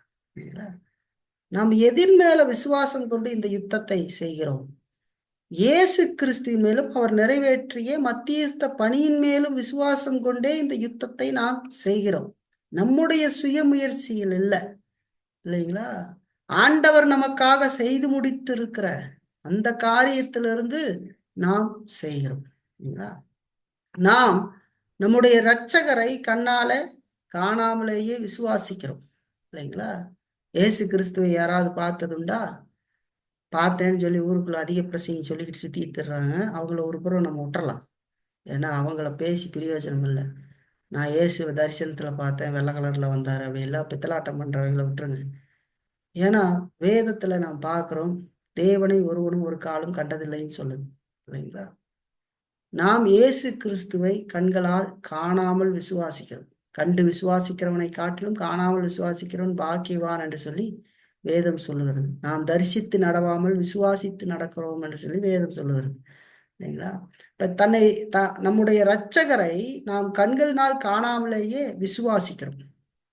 அதாவது நம்மை நேசித்து நமக்காக தம்மையே ஒப்பு கொடுத்து நம்முடைய பாவக்கடன்களுக்கான கிரயத்தை செலுத்தி நம்முடைய பாவங்களையும் மீறுதல்களையும் சுமந்து மரித்து மீண்டும் உயிரோடு எழுந்து பரலோகத்திற்கு போய் பிதாவின் வலது பாரிசத்தில் வீற்றிருந்து நமக்காக பரிந்து பேசுகிறவராகி இயேசு கிறிஸ்துவின் மேலேயே நாம் காணாமலேயே விசுவாசம் வைத்திருக்கிறோம் என்று சொல்லி பார்க்கிறோம். சரிங்களா? அப்படிப்பட்ட விசுவாசம் நம்மள இருந்ததுனாதான் நாம் சரியான யுத்தத்தை செய்வோம். சரிங்களா? இயேசுவை நான் விசுவாசிக்கிறேங்க. என்ன விசுவாசிக்கிறீங்க அப்படின்னு கேட்டா தெரியல அப்படின்னு சொன்னா அவன் நல்ல ஒரு விசுவாசியா அப்படின்ற கேள்வியும் வந்துடும். ரெண்டாவது, அவனால் ஒரு விசுவாசியா இருந்தாலும் அவனால எப்படி யுத்தம் பண்ண முடியும்? யுத்தம் பண்ண முடியாது. அவன் சுயத்தை சார்ந்துதான் இருந்து கொண்டிருப்பான். இல்லைங்களா? ஒரு நல்ல கிறிஸ்துவ போர் வீரன், அவன் தன்னை நேசித்து தனக்காக தம்மையை ஒப்பு கொடுத்த கடவுள் இயேசு கிறிஸ்து தன்னை ஒப்பு கொடுத்திருக்கிறார் பாவத்திலிருந்து வீக்கும்படி. அதை உணர்ந்தவன் தன்னுடைய பாவ கடன்களுக்கான கிரயத்தை அவர் செலுத்தி இருக்கிறார். என்றுமே கொடுத்து தீர்க்க முடியாத அந்த கடனை இயேசு கிறிஸ்து தம்முடைய சிலுவை மரணத்தின் மூலமாக கொடுத்து தீர்த்திருக்கிறார். நம்முடைய பாவங்களை மீறுதல்களை அவர் சுமந்து மரித்து மீண்டும் 3ஆம் நாள் உயிரோடு எழுந்திருக்கிறார். எழுந்து பிதாவின் வலது பாரிசத்துக்கு போய் இன்றைக்கும் நமக்காக பரிந்து பேசி கொண்டிருக்கிறார் என்று சொல்லி பார்க்கிறோம். இதையெல்லாம் வெறுமனை வார்த்தையாக மட்டும் வைத்திருக்கலாம். இது வார்த்தையாக மட்டுமல்ல, வாழ்க்கையாக மாற வேண்டும். நாம் யுத்தத்துல சோர்ந்து போகிற பொழுது இதுதான் நம்மளை தேற்றும். இதை வைத்துதான் நாம் முன்னேறுகிறோம். நான் விழுந்து போனாலும் நான் எழும்புவேன், ஏனென்றால் நான் என் பலத்தில் நிற்கவில்லை. என்னை அழைத்த, எனக்காக எல்லாவற்றையும் செய்து முடித்த இயேசு கிறிஸ்துவின் பலத்திலே நான் நிற்கிறேன். நான் இப்ப இந்த நிலையில் இருந்தாலும் நான் ஆண்டவர்கிட்ட போய் பேசுனா என்னுடைய மத்தியஸ்தராக இயேசு கிறிஸ்து, என்னுடைய பிரதான ஆசாரியர், எனக்காக பிதாவினிடத்தில் பரிந்து பேசுவார். நான் மறுபடியும் எழுந்து நடந்து முன்னேறுவேன் அப்படிங்கிற ஆழமான விசுவாசம் நமக்கு தேவை. இல்லைங்களா? இப்ப இயேசுவின் மீதும் அவர் நிறைவேற்றின பணியின் மேலும் விசுவாசம் வைக்கிறது தான் இந்த யுத்தத்துல நாம் ஜெயிப்பதற்கான வழி என்று சொல்லி பார்க்கணும். அதை வச்சுதான் நம்ம போக முடியும். அது இல்லாமலாம் போக முடியாது. இல்லைங்களா? நம்முடைய மனக்கண்கள்னாலே அவரை கண்டு அவரை இறுக பற்றி கொள்ள வேண்டும் என்று சொல்லி பார்க்கணும். சரிங்களா? அப்படி நாம் பற்றி கொள்ளணும். அப்படி நாம் இயேசு கிறிஸ்துவின் மேல விசுவாசம் வைத்து சமாதானத்தையும் நம்பிக்கையும் அடைகிறவர்களாக இருக்க வேண்டும். அப்படி இருக்கிற பொழுதுதான் நம்முடைய ஆத்மாவுக்கு எதிராக போர் செய்கிற விரோதியோடு நாம் முழு மனதோடு யுத்தம் செய்ய முடியும். அப்படி இல்லைன்னா நாம் முழு மனதோடு யுத்தம் செய்ய முடியாது. இயேசு கிறிஸ்துவை நாம் இறுக பிடித்து கொண்டு அவர் மேல் விசுவாசத்தையும் அவர் மேல் விசுவாசத்தை வைத்து சமாதானத்தையும் நம்பிக்கையும் நாம் அடையல அப்படின்னு சொன்னா நம்முடைய ஆத்மாவுக்கு எதிராக போர் செய்கிற விரோதிகளை நாம் முழுமனதோடு யுத்தம் செய்ய முடியாது என்று சொல்லி பார்க்கணும். இயேசுவை சார்ந்திருக்கிறோம், அவருடைய பணியை சார்ந்திருக்க வேண்டியது அவசியம். இல்லைங்களா? இது சும்மா ஏதோ லகுவா நடந்து விடுகிற விஷயம்னு நினைச்சிடக்கூடாது. இல்லைங்களா? லகுவா அப்படி நடக்குமா? நடக்காது. சும்மா பேசிக்கிட்டு போய்கிட்டு இருக்கலாம். ஏசு மத்தியஸ்தரான் இப்படியா அப்படியான்னு விசுவாசத்துல அதை விசுவாசிக்க வேண்டும். அறிவு வேறு, வெறுமனே வெறும் அறிவு மட்டும் வேறு. அறிவு ரொம்ப முக்கியம் விசுவாசத்துக்கு. இல்லை, அதை அறிந்து நாம் விசுவாசிக்கிறோம். ஆனா வெறும் அறிவு மட்டும் வச்சிருந்து ஒண்ணுமே பண்ண முடியாது. அது கரெக்டான நேரத்துல வேலை செய்யலைன்னா அது நம்ம செய்ய முடியாது. சில நேரங்கள்ல வாழ்க்கையில தவறுகள் ஏதேனும் நடந்துருச்சு அப்படின்னு சொன்னா சில நேரங்கள்ல என்னிடத்துல கேட்ப, நீங்க எப்படி சடானா மாறுறீங்க? சடானா மாற முடியுது, அடுத்த செகண்ட்ல ஒரு மாற்றம் வருகிறதே, அது எப்படி அப்படின்னு கேட்கும்போது அங்க என்ன நடக்குதுன்னு சொல்றேன். அங்க என்ன நடக்கும் அப்படின்னா, அந்த பெரிய ஒரு போர் ஒன்று நடந்திருக்கும். இல்லைங்களா? அந்த போர்ல அந்த இடத்துல ஒரு கவனம் இல்லாத இருந்ததுனால அந்த போர்ல ஒரு பெரிய தோல்வி உண்டாயிருக்கும். இந்த போர்ல ஒரு ஒடிஞ்சு அப்படி கீழே கிடக்கிற மாதிரி கிடக்கும்போது ஆண்டவர் பேசுவார் வேத வசனத்தை கொண்டு. நீ தோத்துட்ட, எந்திரிச்சு அவனோட யுத்தம் பண்ணு அப்படின்னு சொல்லுவார். யுத்தம் பண்ண போய் அடிக்கிறதா? இல்ல, நேரடியாக போய் முகமுகமாக பார்த்து நான் செய்தது தவறு, என்னை மன்னித்துக் கொள்ளுங்கள் அப்படின்னு சொல்றோம் பாருங்க. அங்க யுத்தம் நாம் பண்ணுகிறோம். அது சும்மா வெறும் வழியில மன்னிச்சுக்குங்க அப்படின்னு சொல்றதில்ல. இங்க ஒரு பெரிய தப்பு நடந்துருச்சு. இங்க பிசாசு நம்மளை மேற்கொண்டு விட்டான். என்னுடைய மாமிசம் என்னை மேற்கொண்டு விட்டது, இந்த பாவம் என்னை மேற்கொண்டு விட்டது. அது அடுத்த நிமிஷத்துல அதிலிருந்து எழும்புவதற்கு காரணம் என்ன? சுயத்தை நாம் வெறுக்க வேண்டியது அவசியம். இயேசு கிறிஸ்துவை பார்க்க வேண்டியது அவசியம். இதை காலதாமதம் இல்லாமல் சரி செய்ய வேண்டியது அவசியம். நேரத்தை இழுக்கக்கூடாது. ஏன்னா வேதம் சொல்லுகிறது, பொழுது, அதாவது சூரியன் அஸ்தமிக்கிறதற்குள் உங்கள் கோபம் தணிய கடவது என்று சொல்லி சொல்லுகிறது. நீங்கள் கோபம் கொண்டாலும் பாவம் செய்யாதிருங்கள் என்று சொல்லி வேதம் சொல்லுகிறது. ஏன் அப்படி சொல்லுது? கோபம் வராதுன்னு சொல்லுதா? கோபம் கொண்டாலும் பாவம் செய்யாதிருங்கள், சூரியன் அஸ்தமிக்கிறதற்குள் உங்கள் கோபம் தணிய கடவது என்று சொல்லி சொல்றார். சொல்லி சும்மா விடல. அடுத்த வசனம் சொல்லுது, பிசாசுக்கு இடம் கொடாமல் இருங்கள். நீங்க ஒரு நைட்டை தாண்டுனா வந்து நிற்பான் இல்லைங்களா? உங்கள் எதிரி வந்து விடுவான். நம்முடைய எதிரி வந்து விடுவான். இப்ப சீக்கிரம் அந்த யுத்தத்துல எழுந்து மறுபடியும் போர் செய்யணுமே, தவறு நடந்துருச்சு அப்படின்னு ஒரு மாற்றத்துக்குள்ள வரணும். உலகத்தான் தான் வந்து என்ன பண்ணுவான் பாருங்க, பாட்டு கேட்டுக்கிட்டு போய் விட்டத்துல படுத்துக்கிட்டு, இல்லை ஏதாவது நடந்துருச்சுன்னா அதை போய் ஸ்டேட்டஸ்ல வச்சுக்கிட்டு, இல்லைங்களா? சிலருக்கு நான் அதை செஞ்சேன், இப்படி பண்ணேன், அப்படி பண்ணேன், ஏதாவது கண்ணீர் பொம்மை வச்சுக்கிட்டு, இதெல்லாம் ஒரு கிறிஸ்துவனுக்கு தகாத விஷயம். நேரடியாக யுத்தம் செய். தப்புனா தப்பு, மன்னிப்பு கேட்கணும், மனம் திரும்பணும், ஆண்டவருடைய நாமத்தை மகிமைப்படுத்தணும். இல்லை அதற்கு நம்ம பழக்கப்பட்டு இருக்கணும். இல்லைனாலும் நடக்காது. இல்லைன்னா போய் ஸ்டேட்டஸ் வச்சுக்கிட்டு, ஃபேஸ்புக்கில் போய் எதையா உனக்கு இருக்குனாட்ட எழுதிக்கிட்டு, இல்லை இதையெல்லாம் பண்ணிக்கிட்டு இருக்கிறதெல்லாம் என்ன சிந்தனை? உலக சிந்தனை இல்லைங்களா? அதே மாதிரிதான் மன்னிப்பு கேட்கறது மட்டும் இல்லை, மன்னிக்கிறதும் அந்த மாதிரிதான். யாரு மன்னிப்பு கேட்பா, யாரு மன்னிப்பா? நல்லா தெரிஞ்சுக்கங்க. ஒரு விஷயம் சொல்றேன். எவன் மன்னிப்பை பெற்றிருக்கிறானோ அவன்தான் மற்றவர்களை மன்னிப்பான், மன்னிப்பை கேட்பான். ரட்சிக்கப்பட்டவன் சொன்னா, பாவத்திலிருந்து மன்னிப்பை பெற்றிருக்கிறேன் என்று சொன்னால் மற்றவர்களை நாம் மன்னிக்க வேண்டும். அவர்கள் தங்களுடைய தவறுகளை உணர்ந்து அவர்கள் செய்த தப்பை அறிக்கையிட்டு நம்ம இடத்துல மன்னிப்பு கேட்கறாங்கன்னா மூஞ்ச திருப்பக்கூடாது. அப்படி செய்யற ஒரு நல்ல கிறிஸ்துவ வாழ்க்கை வாழல இல்லைங்களா? அவனை மன்னிக்க வேண்டியது அவசியம். அதே போல நாம் தப்பு செய்தால் அதை மேம்பூக்கு வச்சு போசுறதுக்கு பார்க்கக்கூடாது இல்லைங்களா? நேரடியாக அது ஒரு வழிதான், வேதனை தான். அதை நாம் செய்யறதற்கு கற்றுக்கொள்ள வேண்டும். இதெல்லாம் செய்யணும்னா வேதறிவுலாம் வேணும் இல்லைங்களா? வேதறிவுலாம் இல்லாததுனாலதான் முதல்ல பாவனா என்னன்னு தெரியணும்ல. நம்ம செஞ்சது தப்பு அப்படிங்கிறத உணர்றதுக்கே வேதறிவுலாம் வேணும். வேதறிவு இல்லைன்னா எப்படி நான் தப்புங்கிறத உணர முடியும்? உணர முடியாது. வேதத்துல நல்ல ஆழ்ந்த அறிவு கொள்ளலைன்னா, நான் இந்த இடத்துல இதை செய்து விட்டேன், இது வேதத்துக்கு முரணானது, இது தப்பான வார்த்தைகளை பயன்படுத்தி பேசிவிட்டேன், நாவினால் பாவம் செய்து விட்டேன், என் கண்களினால் நான் பாவம் செய்து விட்டேன், என் இருதய சிந்தனையினால் நான் பாவம் செய்து விட்டேன் அப்படின்னு சிந்திக்கிறதுக்கு வேத அறிவு இல்லைன்னா அதெல்லாம் சிந்திக்க முடியாது. அப்புறம் சிந்தனையே இல்லைன்னா அப்புறம் எங்க போய் இது எவ்வளோ ஒரு ப்ராசஸ் நடக்கும் இல்லைங்களா? ப்ராசஸ் நடந்துதான் ஒரு மனிதன் மன்னிப்பு கேட்பான் இல்லைங்களா? தாவீதை பாருங்க, பாவத்தை மூடுறதுக்கு முயற்சி பண்றான். ஆனா கடவுளுடைய வார்த்தை வந்த அடுத்த நிமிஷம் என்ன செஞ்சார்? நாத்தான் வெல்ல, நீதான் அது, நீதான் அந்த தப்பு செஞ்சவன் சொன்ன உடனேயே அவர் தரை மட்டுமாக தாழ்த்தினான்னு பார்க்கணும் இல்லைங்களா? கண்ணீரோடு கூட ஜெபிக்கிற காரியத்தை நமக்கு சங்கீதம் 51 சொல்லுது இல்லைங்களா? பச்சை பால் இடத்துல அவர் செய்த பாவம், அதற்கான ஜெபத்தை பாருங்க. இப்ப பாருங்க, நல்லா தெரிஞ்சுக்கணும். நம்முடைய பலத்துல நம்ம இருக்கக்கூடாது. நம்மளுடைய கர்வம், நம்முடைய உயர்வு, நான் பெருமை, நான் தான் நான் அப்படிலாம் பார்த்தா ஒருத்தர்ட்டையும் மன்னிப்பு கேட்க முடியாது இல்லைங்களா? அவர் சுண்டக்காவா மாதிரி இருப்பா. அவன்கிட்ட போய் மன்னிப்பு கேட்கறதுன்னா இந்த சுய விடாது. நீ ஒரு மனுஷன், அவன்கிட்ட மன்னிப்பு கேட்கணுமா அப்படின்னு என்ன வந்துடும். அதைத்தான் இந்த பாவம் சொல்லும். அந்த பாவத்தை ஒரே அடியாய் கொன்னு இல்லைங்களா?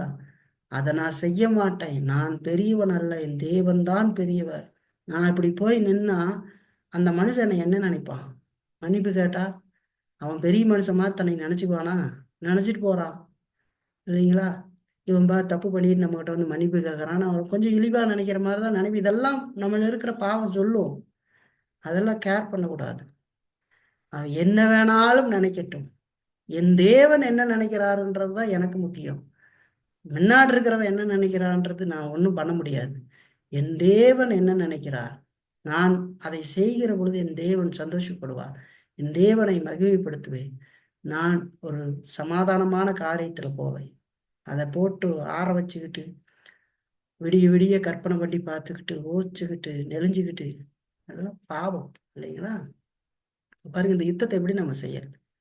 இப்ப இயேசு நமக்கு செய்த காரியங்களை, நமக்காக நம்முடைய வாழ்க்கைக்காக செய்த காரியங்களை நாம் முன்னிறுத்தி பார்த்தாலே இந்த யுத்தத்தை நாம் செய்வோம். நாம் வாசிக்க கேட்டோம் இல்லைங்களா? இயேசு கிறிஸ்து சிலுவைக்கு போறதுக்கு முன்பதாகவே அவர் தன்னுடைய மரணத்தை குறித்து பேசுகிற காரியத்துல லூக்கா 17 அவர் சொல்ற வார்த்தை கவனிச்சு பார்த்தீங்களா? துப்புவார்கள் அப்படிங்கிற வார்த்தை இருக்கு பாருங்க. அநேக பரியாசம் பண்ணி அவரை அடித்து துப்புவார்கள். இந்த உலகத்தையே உண்டாக்கின தேவனானவர், அவருக்கு எந்த நிர்பந்தமும் இல்லை மனிதனை மீட்கிறதுக்கு இந்த உலகத்துக்கு வரணும்னு இல்லை.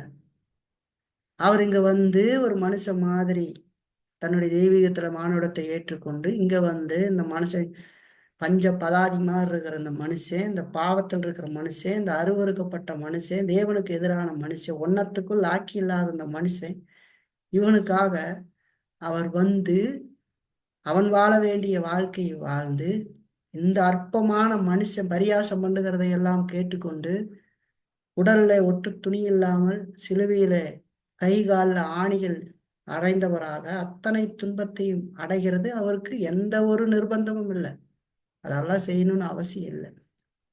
ஆனா அவர் நமக்காக அதை செய்தார். இப்போ ஆண்டவர் செய்தெல்லாம் நினைச்சு பார்த்தீங்கன்னு வச்சுக்கோங்க, நம்ம யுத்தம் பண்ணும்போது அதெல்லாம் தெரியாது.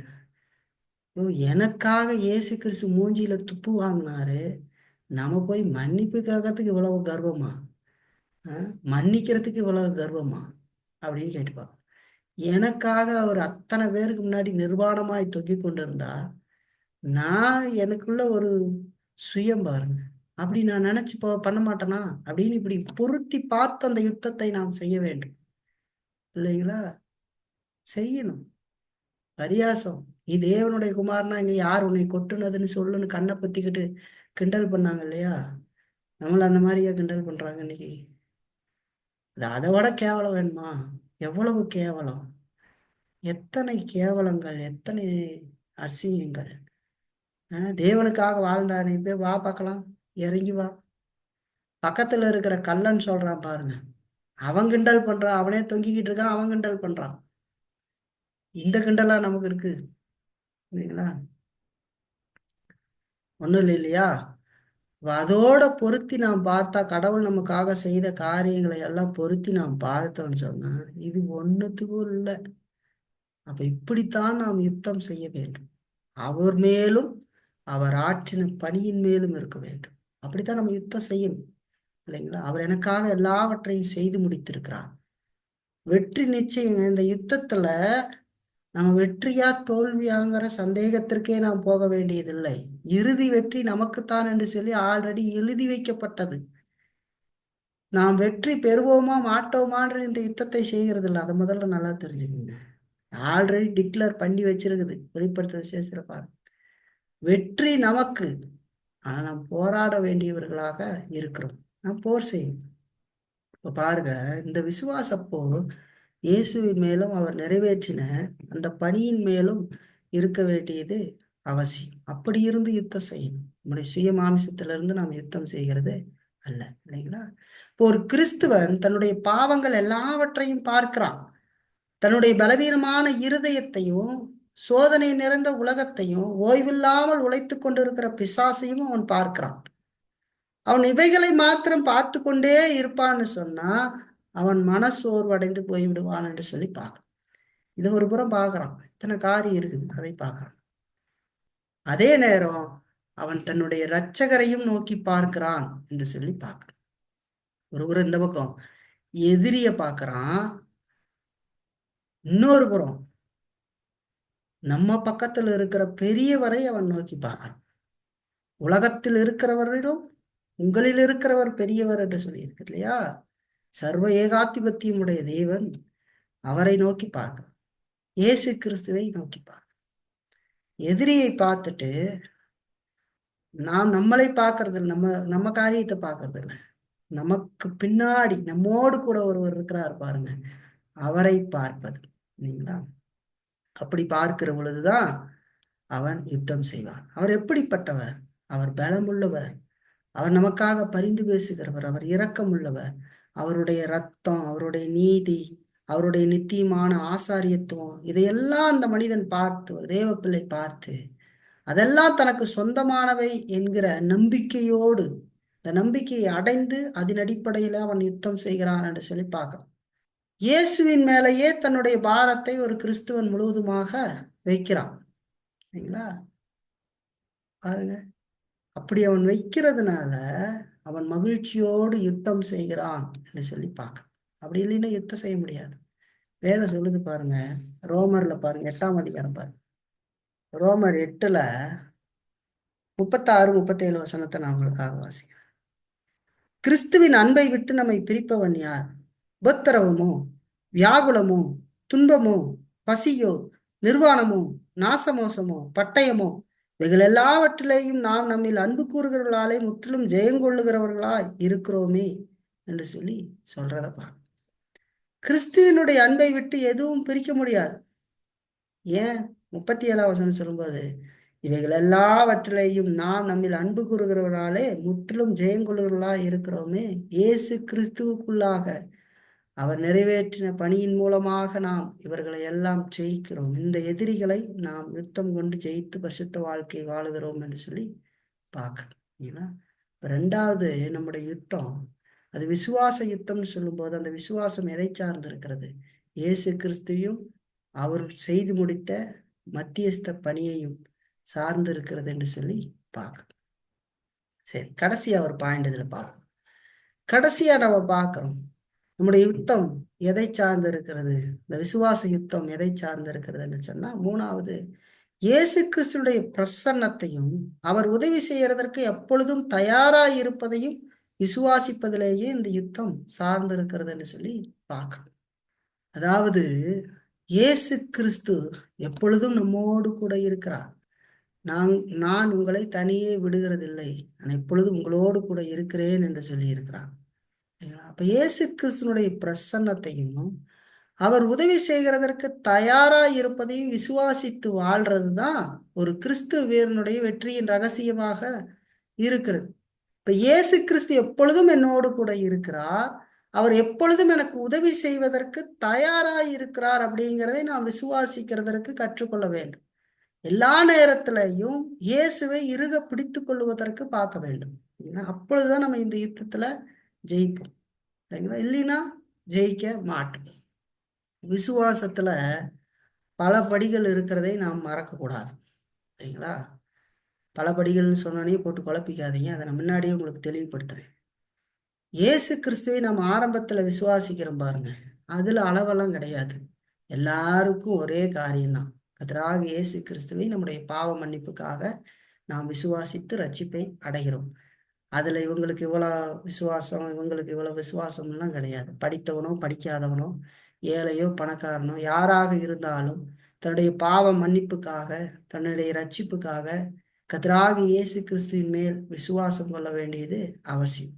அந்த விசுவாசத்தை அவன் கொள்ளுகிற பொழுது, இயேசுவை விசுவாசிக்கிற பொழுது, தான் பாவி என்பதும் இந்த பாவத்திலிருந்து விடுதலையாக்கும்படியாகத்தான் கிறிஸ்து சிலுவையில மரித்து உயிர்த்தெழுந்திருக்கிறார் என்பதையும், அவர் நாம் வாழ வேண்டிய வாழ்க்கையை வாழ்ந்து நீதியை சம்பாதித்திருக்கிறார், நான் அவரை விசுவாசிக்கிற பொழுது நீதிமானாக அறிக்கையிடப்படுகிறேன், என்னுடைய பாவம் எல்லாம் சிலுவையில வைக்கப்பட்டு அவர் எல்லாவற்றையும் செய்து தீர்த்திருக்கிறார், அவரை விசுவாசிக்கிற பொழுது என் பாவம் மன்னிக்கப்படுகிறது என்பதையெல்லாம் விசுவாசிக்கிறார் பாருங்க. ஆரம்பத்துல கொள்ளுகிற விசுவாசம், அதை கொள்ளுகிற பொழுது அவன் ரட்சிக்கப்படுகிறான்.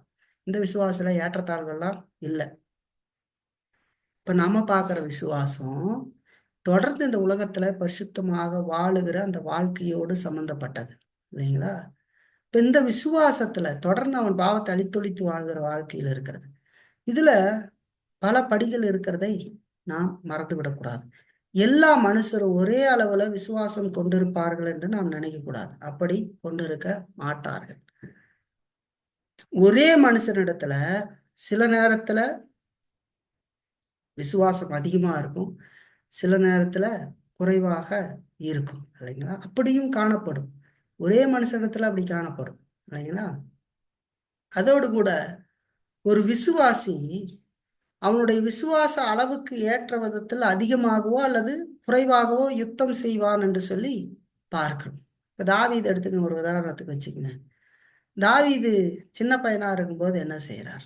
அதாவது சின்ன பையனா ஆரம்ப காலத்துல என்ன செய்யறார்?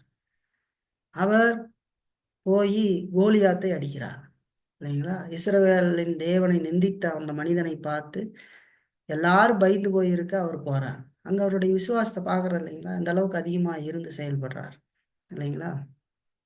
அப்படியே ஒரு ராஜாவாகி விடுகிறார். இப்போ ஒரு பலவீனமான ஒரு சூழ்நிலையில பாருங்க, பச்சைவேல் இடத்துல பாவம் செய்யலையா, அதுக்கு பின்னாடி பாருங்க அவருடைய விசுவாசம் அதிகரித்து போறத பாருங்க.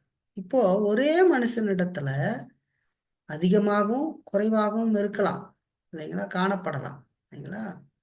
இப்ப அவனுடைய விசுவாச அளவுக்கு ஏற்ற விதத்துல அதிகமாகவோ அல்லது குறைவாகவோ அவன் யுத்தம் செய்வான் என்று சொல்லி பார்க்கிறோம். சில வேளைகள்ல வெற்றி பெறுவான், எப்போதாவது தோல்வியும் அவன் சந்திப்பான், இல்லைங்களா? ரொம்ப அதிகமான விசுவாசத்தை கொண்டிருக்கிறவன் எப்பொழுதும் சந்தோஷமாகவும் நல்ல போர் வீரனாகவும் இருப்பான் என்று சொல்லி பார்க்கணும், இல்லைங்களா? அவன் எப்படி இருக்கிறான்? இயேசு கிறிஸ்துவின் அன்பும் அவருடைய பாதுகாப்பும் தனக்கு இருக்கிறது அப்படிங்கிற உறுதி தான் அவனை கவலைப்படுவதை விட்டு போர் செய்வதற்கு உதவி செய்கிறது என்று சொல்லி பார்க்கணும். இப்ப விசுவாசத்துல படி இருக்குன்னா அந்த விசுவாசத்தை வளர்த்தி கொள்ளுவதற்கு பார்க்க வேண்டும், இல்லைங்களா? விசுவாசத்துல நமக்கு வளரணும். அதை கொடுப்பது எது? வேதம் தான் நமக்கு அப்படி கொடுக்கிறது, இல்லைங்களா? அப்படி வேதத்துல இருந்து நாம் கற்று அடுத்து நம்ம பார்த்தோம், இல்லைங்களா? அவர் மேல இருக்கிற அந்த காரியத்துல அதிக அதிகமாக அவர் செய்த காரியங்களை எல்லாம் பார்த்து இப்ப நம்ம மூணாவது பார்த்த மாதிரி அவரோட இயேசு கிறிஸ்து என்னோடு இருக்கிறார், அவர் எப்பொழுது எனக்கு உதவி செய்ய ஆயத்தமா இருக்கிறார் அப்படிங்கிறதை எல்லாம் உணர்ந்து அப்படி விசுவாசத்துல வளருகிற பொழுதுதான் அவனுடைய யுத்தம் சிறப்பானதாக இருக்கும், இல்லைங்களா? அப்படி இல்லைன்னா இருக்காது அப்படிங்கிறத பார்க்கலாம். அப்ப விசுவாசத்துல வளர்ந்து வருகிற மனிதன் இயேசு கிறிஸ்துவின் அன்பும் அவருடைய பாதுகாப்பும் தனக்கு இருக்கிறது அப்படிங்கிற அந்த உறுதியோடு கவலை கவலைகளை எல்லாம் விட்டுவிட்டு அவன் போர் செய்கிறவனாக இருப்பான் என்று சொல்லி பார்க்கிறோம். தொடர்ந்து போர் செய்கிறவனாக இருப்பான். பல விஷயங்களை பிசாசும் மாமிசம் கொண்டு வந்து கொடுத்துக்கிட்டே இருக்கும், இல்லைங்களா? அதுல பல ரகங்கள் இருக்கு, இல்லைங்களா? இதுதான் நினைச்சிடாது இச்சை, வெறுமனே ஒரு மாம்ச பிரகாரமான இச்சை, உடல் சார்ந்த இச்சை, அது மட்டும்தான் இச்சைன்னு நினைக்க கூடாது. பொருளாசை இச்சை கொடுப்பான், இல்லை அது நம்ம மாமிச சிந்திக்கும், எதிர்காலத்தை குறித்ததான எண்ணத்தை உருவாக்குவான், இல்லைங்களா? இப்போ வேதம் சொல்லுது எதிர்காலம் அவருடைய கரத்தில் இருக்கிறது. இப்போ வசனம்லாம் இருக்கணும், இல்லையா? அதினதின் காலத்திலே தேவன் நேர்த்தியாக எல்லாவற்றையும் செய்வார், இல்லைங்களா? இதெல்லாம் நம்ம இல்லைன்னா எப்படி விசுவாசத்துல வளர்ந்து போறது? இப்ப பாருங்க, இயேசு தனக்கு அருகில் இருக்கிறார் அப்படிங்கிற அந்த விசுவாசம், இல்லைங்களா? வெற்றி நிச்சயம் அப்படிங்கிற உறுதி தான் ஒரு விசுவாசியை சோர்வடையாமல் விழிப்போடு பாவத்தை எதிர்த்து போராட வைக்கிறது என்று சொல்லி பார்க்கணும், இல்லைங்களா? அப்படி இல்லைன்னா அவனால் போராட முடியாது. வேதம் சொல்லுது, இல்லைங்களா? எபேசியர் 6:16 பொல்லாங்கன் ஏயும் அக்னி ஆஸ்திரங்களை எல்லாம் அவிழ்த்து போடத்தக்கதாக எல்லாவற்றுக்கும் மேல் விசுவாசம் என்னும் கேடயத்தை பிடித்தவர்களாக இருங்கள் என்று சொல்லி, இல்லைங்களா? இந்த விசுவாசம் நமக்கு வேணும். அதாவது ஒரு வசனத்தை வாசிக்கலாம் பாருங்க, 2 தீமோத்தேயுல பாருங்க, 1:12 இங்க பார்க்கிற பொழுது, அது நிமித்தம் நான் இந்த பாடுகளையும் அனுபவிக்கிறேன், ஆயினும் நான் வெட்கப்படுகிறதில்லை. ஏனென்றால் நான் விசுவாசித்திருக்கிறவர் நின்னார் என்று அறிவேன். நான் அவரிடத்தில் ஒப்பு கொடுத்ததை அவர் அந்நாள் வரைக்கும் காத்துக்கொள்ள வல்லவராய் இருக்கிறார் என்று நிச்சயித்தும் இருக்கிறேன் என்று சொல்லி பவுல் சொல்றதை பார்க்க, நான் விசுவாசிக்கிறவர் இன்னார் என்று அறிவேன் என்று சொல்லக்கூடிய மனிதன் தான் பாடு அனுபவிக்கிற பொழுது நான் வெட்கப்பட மாட்டேன் என்று சொல்லக்கூடியவனாக இருப்பான் அப்படிங்கிறத நாம் மறக்கூடாது. நம்ம விசுவாசிக்கிறவர் யார் அப்படிங்கிற அந்த அறிவு நமக்கு இல்லை அப்படின்னு சொன்னா நாம பாடுபடுகிற நேரத்துல வெக்கம்தான் படுவோம் இல்லைங்களா? சோர்ந்து போவோம், அந்த யுத்தத்தை சரியாக செய்ய மாட்டோம் இல்லைங்களா? ஏன்னா இந்த உலக மனிதர்களையும் அவன் அந்த மனுஷன் என்ன நினைப்பான், சுவிசேஷத்தை கூட சொல்ல முடியாது. காரணம் என்ன? போய் சொன்னா என்ன நினைப்பாங்க? அப்ப அடுத்தவங்க குடியை கெடுக்கிற கதையை பேசும்போது அப்படி சிந்திக்க மாட்டான். நாம இவ்வளவு கேவலமா பேசிக்கிட்டு இருக்கிறோமே, நம்ம இதெல்லாம் செய்யறோமே, இது நமக்கு அருவருப்பா இல்ல அப்படின்னு நினைக்க மாட்டான். சுவிசேஷம் சொல்றதுக்கு வெட்கப்படுவான் இல்லைங்களா? இயேசு கிறிஸ்து பத்தி பேசுறதுக்கு வெட்கப்படுவான் இல்லைங்களா? அது எவ்வளவு கேவலமா இருக்கு பாருங்க இல்லைங்களா? அது காரணம் என்ன? அவனுக்கு ஆண்டவரை குறித்ததான சரியான காரியம் இல்லை. இப்ப நான் விசுவாசிப்பவர் இன்னார் என்று அறிவேன் அப்படின்னு சொல்லக்கூடிய ஒரு கிறிஸ்துவன் தான் பாடுகள் அனுபவிக்கும் போது நான் வெட்கப்பட மாட்டேன் என்றும் சொல்லக்கூடியவனாக இருப்பான். அவனுக்கு இயேசு கிறிஸ்துவை பற்றி தெரியும். அவர் என்னோடு கூட இருக்கிறார். அவர் என்னை காண்கிற தேவன். இந்த எல்லாத்தையும் நம்ம பார்க்குற எதிரி அதெல்லாம் ஒன்றும் இல்லை, சுண்டக்கா இல்லைங்களா? என் இயேசு பெரியவர், அவரை பார்த்து நான் யுத்தம் செய்வேன் இல்லைங்களா? அப்படி அவன் இருப்பான். ஆனால் இல்லைன்னா இருக்க மாட்டான். அவன் பாருங்க, நீங்க வாழ்க்கையில கவனிச்சு பாருங்க, இந்த யுத்தத்தை குறிச்சு பேச மாட்டீங்க பாருங்க. ஒரு உலக நண்பரிடத்துல பேசி கொண்டு இருக்கிற பொழுது அவன் அநேக காரியங்களை பேசுவான், காது கொடுத்து கேட்டுக்கிட்டு இருப்பீங்க. ஆனால் நீங்கள் ஒருபோதும் அந்த மனிதன் பாவத்தில் இருக்கிறான் என்று சொல்லியும் இந்த பாவத்திலிருந்து விடுபட இயேசுவை நீ விசுவாசி என்று பேசுறதுக்கு யோசிப்பான். அவன் ஆயிரம் கதையை பேசிக்கிட்டு இருப்பான், கவலைக்காலமா பேசிக்கிட்டு இருப்பான், விட்டா கெட்ட வார்த்தை கூட பேசிடுவான் அவன் முன்னாடி நின்று இல்லைங்களா? ஆனா அது கூட கொஞ்சம் கூட கூச்சம் இல்லாம நின்றுக்கிட்டு சிரிச்சுக்கிட்டு இருந்துகிட்டு இருக்கிற மனுஷன் நம்ம இயேசுவை பத்தி சொல்றதுக்கு வெட்கப்படுவோம் சரிங்களா? அது காரணம் என்ன பாரு, நம்ம எவ்வளோ மோசமான நிலையில இருக்கிறோம் பாரு. நீ தீமையினாலே வெல்லப்படாமல் தீமையை நன்மையினாலே வெல்லு. ஒரு மனுஷன் சரியா இருக்கணும்னு சொன்னா அவன் என்கிட்ட இப்படி பண்றான், அப்படி பண்றான், அதை பண்றான், இதை பண்றான், நான் போய் ஏதாவது செய்யலான்னு போனா அவன் எனக்கு எதிராக செய்யறான், இப்படியே பேசிக்கிட்டு இருக்கிறவன் யுத்தத்தில் இருக்கிறவன் இல்ல. அவன் சரியில்லாம இருக்கிறான், அவன் தீமை செய்வான். நான் தீமையை நன்மையால் வெல்லுவேன். எப்படி செய்வேன்? சுபிசேஷத்தை அவனிடத்துல கொண்டு போவேன். அதுதான் நன்மை இல்லைங்களா? அதை அவன் கேட்டு ஒரு வேளை மனம் திரும்பிட்டானா கடவுளுடைய கிருபையினால அந்த மனுஷன் என் கூட உக்காந்துருப்பான். நாங்க ரெண்டு பேரும் ஒன்னாயிடுவோம். நீ ஒன்னாய் இன்னொரு யுத்தத்தை நாங்கள் செய்வோம். இப்ப நான் இவன்கிட்ட போய் மாமிசமா யுத்தம் பண்ணிக்கிட்டு அவன்கிட்ட மூஞ்ச காட்டிக்கிட்டு அதை பண்ணிட்டு இருக்கிறவன் சரியானதான யுத்தத்தில் இல்லை. எதிரியை பற்றின அறிவும் இல்லை, அவன் எப்படி யுத்தம் செய்ய வேண்டும் என்கிற புரிதலும் இல்லை. மாமிச பலத்துல செய்து கொண்டுக்கிறான். விசுவாசத்துல செய்ய சொன்னா மாமிசத்துல போய் யுத்தம் செய்ய பார்க்கறான், மாமிசத்துல ஏதேனும் முயற்சி பண்ண பார்க்கறான். அதனால நயாபிசாவுக்கு பிரயோஜனம் இல்லை சரிங்களா? பாருங்க, நல்லா தெரிஞ்சுக்கங்க, நமக்கு எவ்வளவு விசுவாசம் இருக்கிறதோ அவ்வளவுக்கு நாம் வெற்றியை அடையலாம். ஒவ்வொரு நாளும் வேதத்தை வெளிப்போட வாசிக்கணும். பிரசங்கத்துக்கு ரொம்ப ஆயத்தத்தோடு வேத சத்தியங்களை கேட்கணும். அதனால் நாம் நிரப்பப்பட்டவர்களாக இருக்கணும். அப்படி இருக்கிற பொழுதுதான் அங்க நாம் கடவுள் மேல் அதிக அதிகமாக விசுவாசம் வரும் இல்லைங்களா? கேட்டுக்கொண்ட வார்த்தையை பசுத்தாவியின் துணைக்காக இல்ல, அவர் நாம் வாழும்படி உதவும்படி தொடர்ந்து செபித்து நாம் வாழ வேண்டியது அவசியம். அப்பதான் ஒரு அழகான ஒரு மகிமையான வாழ்க்கைய வாழ முடியும். நம்ம வாழுகிற பொழுது அங்க என்ன நடக்குது? ஒரு யுத்தத்துல நம்ம வெற்றி பெற்றுக்கிட்டு இருக்கோம்னு அர்த்தம் இல்லைங்களா? ஒருத்தன் ஒரு வருஷமா இருக்கிறான், ஒன்றும் தெரியல. 2 வருஷமா இருக்க, ஒன்றும் தெரியல. இவன் எந்த இதுல கொண்டு போய் சேர்த்தலாம் அந்த மாதிரி மனிதர்களை? அவன்ல அந்த மனுஷன்ல என்ன வளர்ச்சி இருந்திருக்கிறது? இல்லை. அது ரொம்ப மோசம். அதான் பிரச்சனை இல்லைங்களா? விசுவாசத்துல வளர்ந்து கொண்டு போக வேண்டியது அவசியம் இல்லைங்களா? அது வளர்ந்து கொண்டு போகணும். ஸ்கூல்ல சேர்த்துன குழந்தைய பாருங்க, அடுத்த நாள் பார்த்தா இந்த குழந்தைய நம்ம பார்த்தோம்னா இப்ப என்ன படிக்கிறான்னு கேட்டா நர்சரி படிச்சுக்கிட்டு இருந்தோம், இப்போ எல்கேஜி யூகேஜியே சொல்லுவான். அப்புறம் ஒரு 2 வருஷம் கழிச்சு பார்த்தோம்னா அவனை பார்க்கும்போது அவன் வளர்ச்சி அடைஞ்சதை நம்ம பார்க்க முடியும். என்ன மூஞ்செல்லாம் வேற மாதிரி இருக்குது இல்லை, அன்னைக்கு பார்க்கும்போது வேற மாதிரி இருந்துச்சு, இப்போ வேற மாதிரி இருக்கிறா, அப்படி வளர்ந்துட்டா அப்படி பையன். அன்னைக்கு பார்க்கும்போது திக்கி திக்கி பேசினா இப்போ நல்லா பேசுறா அப்படி. அப்படிலாம் சொல்றதுக்கு காரணம் என்ன? அந்த பிள்ளையினுடைய வாழ்க்கையில வளர்ச்சி ஏற்பட்டு கொண்டு இருக்கிறது இல்லைங்களா? சரீரப்பிரகாரமான வளர்ச்சி, அறிவு சம்பந்தமான காரியத்துல வளர்ச்சி, அவனுடைய படிப்பு, அந்த சம்பந்தமான காரியத்துல அவன் அடுத்தடுத்த படிக்கு வளர்ந்து போய் கொண்டிருக்கான் இல்லைங்களா? அப்போ ஒரே இடத்துல போட்ட கல்லு மாதிரி இருந்துச்சு. 4 வருஷத்துக்கு முன்னாடி, 2 வருஷத்துக்கு முன்னாடி ஒருத்தன் ஒண்ணு சொல்றான், அதையே 2 வருஷம் கழிச்சுன்னு சொல்லிட்டு இருக்கான் இல்லைங்களா? அப்படின்னா என்ன சொல்லலாம்? அவனுடைய வளர்ச்சி எந்த அளவுக்கு இருக்குது? எந்த விதமான யுத்தத்தை செய்திருக்கான்? எந்த விதமான போராட்டத்தை செய்திருக்கான்? ஒண்ணுங்க செய்யவில்லை.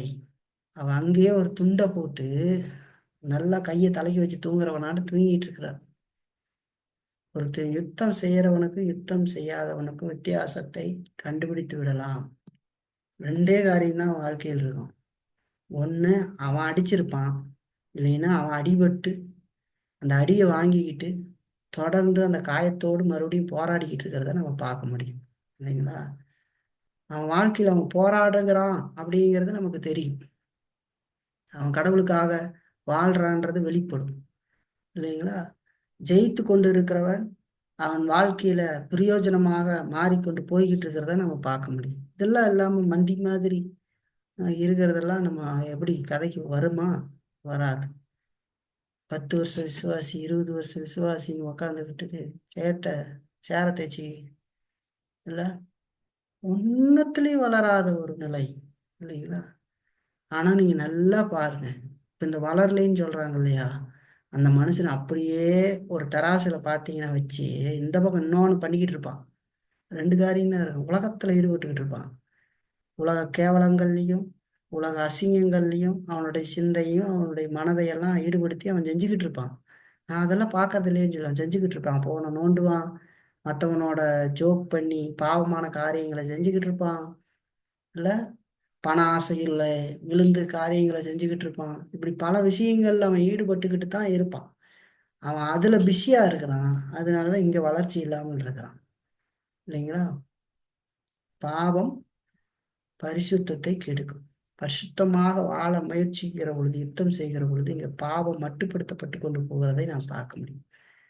இதெல்லாம் நம்ம பார்க்கணும். வெள்ளைனா இந்த மந்தி நிலையில இருக்கிறவங்க நல்லா பார்த்துக்கலாம். அது வந்து வேதம் இதுதானே சொல்லுது. வேதம் இப்படி சொல்லும்போது வேற என்னத்தாங்க இருக்கும்? அப்போ வேதம் பொய்யா அப்படின்னு ஒரு கேள்வி வந்துடும்.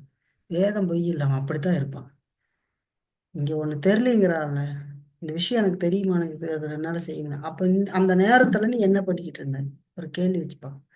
இந்த நேரத்துல நீ என்ன பண்ணிக்கிட்டு இருந்த அப்படின்னு கேட்டீங்கன்னா வேற ஒண்ணு பண்ணிக்கிட்டு இருப்பான், மல்லாக்க படுத்துக்கிட்டு. இல்ல இன்னைக்கெல்லாம் சோசியல் மீடியா வந்துச்சுல, போன் நோண்டிக்கிட்டு எங்கெங்கேயோ உட்காந்துக்கிட்டு நோண்டிக்கிட்டு அதெல்லாம் என்னதையாவது எவனாவது பேசிக்கிட்டு இருப்பான், சேனல் வச்சுக்கிட்டு. இல்ல உலக சின்ன எதையா அவனை உளறிக்கிட்டு பேசிக்கிட்டே இருப்பானுங்க. அங்க அது நடந்தது, இங்க இது நடந்தது, ஒரே அவதூறு. எல்லாத்தையும் இவன் காதுக்குள்ள ஏத்திக்கிட்டே இருப்பான்.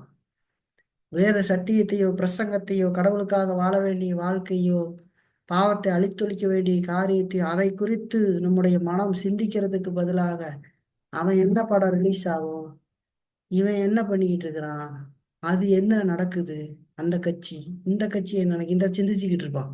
இப்ப என்ன ஆயிடுச்சு ப்ராசஸ்? இங்க வேற ஒண்ணு நடந்துகிட்டு இருக்குது. சோ இந்த பக்கம் இந்த ஆவிக்குரிய காரியத்துல அவன் இல்லை இல்லைங்களா? அப்புறம் ஒரு கிறிஸ்துவனாக இருக்கிறேன் என்கிறதுனால இந்த கூடுகைகள்ல வந்து அமர்ந்துடலாம் இல்லைங்களா? ஏன்னா வேற வழி இல்லையே. சில நிர்பந்தமான சூழ்நிலையினால சிலர் வந்து அமர்ந்துட முடியும் இல்லைங்களா? அப்படி செய்யலாம். ஆனால் அவன் யுத்தம் செய்யவில்லை. நல்லா தெரிஞ்சு, இப்ப நமக்கு எவ்வளவு விசுவாசம் இருக்கிறதோ அவ்வளவுக்கு நாம் வெற்றியை அடையலாம். எவ்வளவுக்கு விசுவாசம் இருக்கிறதோ அவ்வளவுக்கு நமக்கு மனசமாதானம் கிடைக்கும் என்று சொல்லி பார்க்கலாம். அப்படி விசுவாசம் கொண்டு இருக்கிறவனுக்கு தான் நல்ல மனசமாதானத்தோட இந்த உலகத்துல வாழ்வான் அப்படிங்கிறத மறக்கக்கூடாது. ஆகவே விசுவாசத்துல நாம் வளருவதற்கு ஒவ்வொரு நாளும் நாம் ஜெபிக்கிறவர்களாக இருக்க வேண்டியது அவசியம். இது விசுவாசத்தினால் செய்யப்படுகிற யுத்தம் இல்லைங்களா? கடைசி ஒரு வசனத்தை வாசிச்சு முடிக்கலாம். லூக்கா எழுதின சுவிசேஷத்தை பாருங்க, 17ஆம் அதிகாரத்திற்கு. 17ஆம் அதிகாரத்துல 5ஆம் வசனத்தை பாருங்க. அப்பொழுது அப்போஸ்தலர் கர்த்தரை நோக்கி எங்கள் விசுவாசத்தை வர்த்திக்க பண்ண வேண்டும் என்றார்கள் என்று சொல்லி பார்க்க. இந்த வர்த்திகைங்கிற வார்த்தையெல்லாம் இப்ப யாரும் யூஸ் பண்றது இல்ல. அதிக பண்ணும்படி, அதிகரிக்கும்படி நீர் செய்ய வேண்டும் என்று சொல்லி இயேசு கிறிஸ்துவிடத்துல சீசர்கள் கேட்கிறத பார்க்கிறோம். என்ன, ஏன் அவங்க அப்படி கேட்டாங்க? முன்னாடி நம்ம வசனத்துல போய் பார்த்தோம் அப்படின்னு சொன்னா, உன் சகோதரன் பாருங்க, 3ஆம் வசனம் பாருங்க, உங்களை குறித்து எச்சரிக்கையா இருங்கள். உன் சகோதரன் உனக்கு விரோதமாய் குற்றம் செய்தால் அவனை கடிந்து கொள். அவன் மனஸ்தாபப்பட்டால் அவனுக்கு மன்னிப்பாயாக. அவன் ஒரு நாளில் 7 தரம் உனக்கு விரோதமாய் குற்றம் செய்து 7 தரமும் உன்னிடத்துல வந்து நான் மனஸ்தாபப்படுகிறேன் என்று சொன்னால் அவனுக்கு மன்னிப்பாயாக என்று சொல்லி சொல்றான். ஒருத்தர் தப்பு பண்றான், நம்ம கூட சகோதரன் தப்பு பண்றான், ஒரு விசுவாசி. அவன் தப்பு பண்ணது பெரியதா இருக்கலாம், பெருசா இருக்கலாம், சின்னதா இருக்கலாம், ஏதோ அவன் அப்படி தப்பு செய்யறான். ஆனா அதுக்காக அவன் மனஸ்தாபப்படுகிறான். தான் தப்பு செய்து விட்டேன் என்கிறதை ஆழமாக உணர்கிறான். அப்படி உணர்ந்து ஒருவன் வந்து மன்னிப்பு கேட்டா நீ மன்னி அப்படின்னு சொல்றார். சரிங்களா? மன்னின்னு சொல்றார். அது மானுடத்துல ஒரு மனுஷனா இருந்துகிட்டு பார்த்தோம்னா மன்னிக்க மாட்டோம். தேவ ஆவியின் துணையோடு இயேசு கிறிஸ்துவுக்குள்ளாக நாம் இருந்து பார்த்தாதான் மன்னிப்போம். அப்ப நம்ம அங்க என்ன பார்க்கிறோம்? அவன் பாவத்தோடு போராடி இப்பொழுது விழுந்து போய் விட்டான். அவன் அந்த உளுந்தவன் இப்ப அதை உணர்ந்து வந்துகிட்டு இருக்கிறான். நாமும் அந்த நிலையில் தான் இருக்கிறோம். நம்ம பாவமே செய்யாம இருந்துட மாட்டோம். நம்ம செஞ்சிருவோம். அவன் கேட்கறான் பாரு, நம்ம மன்னிக்கணும், நம்மளை இயேசு மன்னித்தாரே அப்படின்னு மன்னிக்க கத்துக்கணும். சரிங்களா? அவன் எதை பார்க்கறான்? அந்த மனிதன் பேசின வார்த்தையோ, அந்த மனிதன் நம்மளை இழிவுபடுத்தி விட்டானே, அதையெல்லாம் அவன் பார்க்கல. அங்க இப்ப மாம்சம் அதைத்தான் பார்க்கும். அவன் மாமிசத்துல பார்க்கல, கிறிஸ்துவுக்குள்ள பார்க்கறான். அவன் போர் செய்திருக்கிறான். அந்த போர்ல அவன் தோத்து அஜாக்கிரதையாக இருந்தோ வேறு காரியத்துல அவன் தோத்து விட்டான்.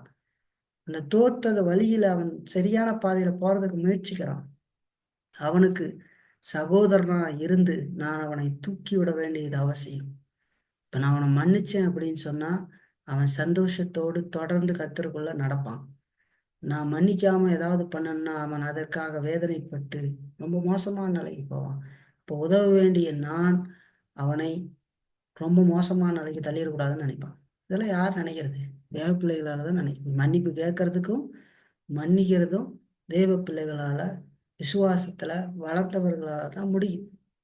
இல்லைன்னா ரெண்டுமே முடியாது. நீங்க மன்னிக்கவும் மாட்டீங்க, மன்னிப்பு கேட்கவும் மாட்டீங்க. மன்னிப்பு கேட்டா இறக்கிடுவீங்க நீங்க. நீங்க அப்படித்தான் இருப்பாங்க. மன்னிப்பு கேட்கறதா? அது எப்படி நாம போய் மன்னிப்பு கேட்கறது? கணவன் மனைவிக்குள்ள ஏதாவது பேசிக்கிட்டா மன்னிப்பு கேட்க மாட்டான். ஏன் அப்படி கேட்க மாட்டாங்க? பிள்ளைகிட்டயே நீங்க பிள்ளைக்கு ஏதாவது தப்பு செஞ்சா பிள்ளைகிட்டயே மன்னிப்பு கேட்கற கத்துக்கங்க. பிள்ளைகளுக்கு மன்னிப்பு கேட்கணும். மன்னிச்சிருமா, மன்னிச்சிருப்பா அப்படின்னு கேட்கற கத்துக்கணும். நான் தப்பு பண்ணிட்டேன், நான் தெரியாம பண்ணிட்டேன். நம்ம பிள்ளைகிட்டயே தப்பெல்லாம் செஞ்சிருவோம். பிள்ளைகள் எதுவும் பண்ணியிருக்க மாட்டாங்க, நம்ம தப்பா அண்டர்ஸ்டாண்ட் பண்ணி திட்டி இருப்போம் அல்லது அடிக்கிறதுக்கு முயற்சி பண்ணியிருப்போம். சரிங்களா? அது தப்புன்னு தெரிஞ்சதுன்னா மன்னிப்பு கேட்க தெரியணும். அது வந்து 1 வயசு பையனா இருந்தாலும் சரி, 10 வயசு பையனா இருந்தாலும் சரி, நான் செய்தது தவறு, நீ மன்னித்துக்கொள் அப்படின்னு கேட்கறது கத்து. ஏன் நான் தானே உனக்கு அப்பா, நான் தானே உனக்கு அம்மா, உங்கள்கிட்ட எல்லாம் கேட்டுக்கிட்டு இருக்க முடியுமா அப்படின்னு சொன்னா அந்த பிள்ளையும் அதைத்தான் கத்துக்கொள்ளும். மன்னிப்பு கேட்காது. இல்லைங்களா? என் அப்பா என் அம்மா அவங்க தப்புன்னு செஞ்ச போது வந்து கேட்டாங்க இல்லையா, அவங்க அவ்வளோ வயசுல இருக்கிறவங்க என்கிட்ட கேட்குறாங்க, நான் சின்ன பிள்ளை, நான் கேட்கணுமே அப்படிங்கிறத கத்துக்கொள்ளும் பிள்ளைகள். இல்லைங்களா? இதெல்லாம் சும்மா சாதாரணமா நடந்துருமா? நடக்காது. அப்போ சின்ன பிள்ளைகளாக இருந்தாலும் பெரியவர்களாக இருந்தாலும் நாம் மன்னிப்பு கேட்க கற்றுக்கொள்ள வேண்டும். அது எப்படி நடக்கும்? விசுவாசத்துல வளரணும் நம்ம. இப்ப ரொம்ப கவனமாக இருந்து நம்ம விசுவாசத்துல யுத்தம் செய்ய வேண்டியது அவசியம். சரிங்களா? இப்ப இன்னைக்கு நம்ம 3 காரியம் பார்த்துருக்கோம் பாருங்க. இப்ப இங்க அப்போஸ்தலர்கள் அதைத்தான் சொல்றாங்க. அவங்க பாக்குறாங்க எத்தனை தடவை நான் மன்னிக்கணும் அப்படின்னு சொன்னா ஆண்டவர் சொல்லிடுறாரு இல்லைங்களா? 7 எழுபது தடவை. இன்னொரு இடத்துல சொல்லிடுறார், எத்தனை தடவை வந்தாலும் நீ மன்னி அப்படின்னு சொல்றார். மன்னி, மன்னிச்சிரு அப்படின்னு சொல்றார். அது அவங்களுக்கு எப்படி எப்படி அது முடியுது செஞ்சு பார்க்குறாங்க. நான் எப்படி மன்னிக்கிறது, எப்படி மன்னிக்கிறது? அப்போ கேட்குறாங்க, ஆண்டவர்கிட்ட ஜெபம் பண்ணுறாங்க, ஆண்டவரே என்னுடைய விசுவாசத்தை அதிகரிக்கணும் நீங்க.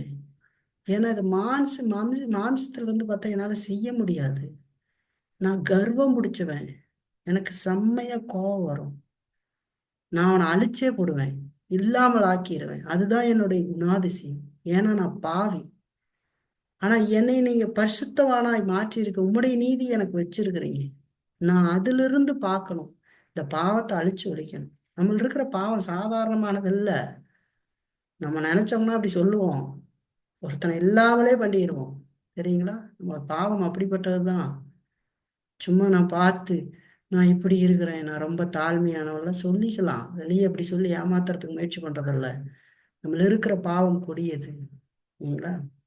இயேசு கிறிஸ்துவை விலக்கி வைத்து விட்டு பார்த்தா எந்த அன்பையும் நாம் ஒரு விதத்துல செலுத்திட முடியாது. அந்த அன்புல உண்மை இல்லாமல் இருக்கும். சில பேர் இயற்கையா வளர்ந்த விதத்துல கொஞ்சம் தாழ்மையாக இருக்கிறது மாதிரி தெரிஞ்சாலும் அவர்கள பாவம் இருக்குது. பாவமான காரியத்தை தான் அவன் செய்வான். எல்லாம் தெரிஞ்சுக்கணும். இல்லைங்களா? அப்ப நம்ம விசுவாசத்துல வளரணும். வளரல அப்படின்னால நாம் அந்த விதமான காரியங்களை செய்ய முடியாது அப்படின்னு தெரிஞ்சுக்கணும். பாருங்க, இந்த அப்போஸ்தலர்கள் சீசர்கள் ஜெபித்த மாதிரி நம்முடைய வாழ்க்கையில நம்ம எதிரியை கண்டிருக்கிறோம். நாம் எப்படி யுத்தம் செய்ய வேண்டும் என்று சொல்லி இன்றைக்கு பார்த்திருக்கிறோம். சரிங்களா? அப்ப அப்படி நம்ம யுத்தம் செய்கிறதுக்கு பரிசுத்தாவின் துணை நமக்கு வேண்டும். சரிங்களா? ஆண்டவருடைய உதவி இல்லாம நம்ம செய்யணும். அப்ப நம்ம ஜெபிக்க வேண்டியது அவசியம். பாருங்க, ஒரு நாள் நம்ம ஜெபிக்கணும். இல்லைங்களா? இது என் பலத்துக்கு மிஞ்சிருந்து மாதிரி இருக்கு ஆண்டவர், என் பாவத்தினால நான் அதை செய்யவே முடியாது என்னால. இல்லைங்களா? செய்யவே முடியாது.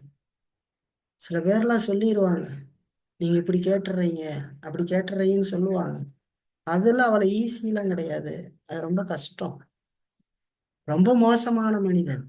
இல்ல, பாவத்துல இருந்து பாருங்க மனுஷன் எப்படி இருப்பான், எப்படி சிந்திப்பான்னு பாருங்க. அப்படியெல்லாம் லகு கிடையாது அது.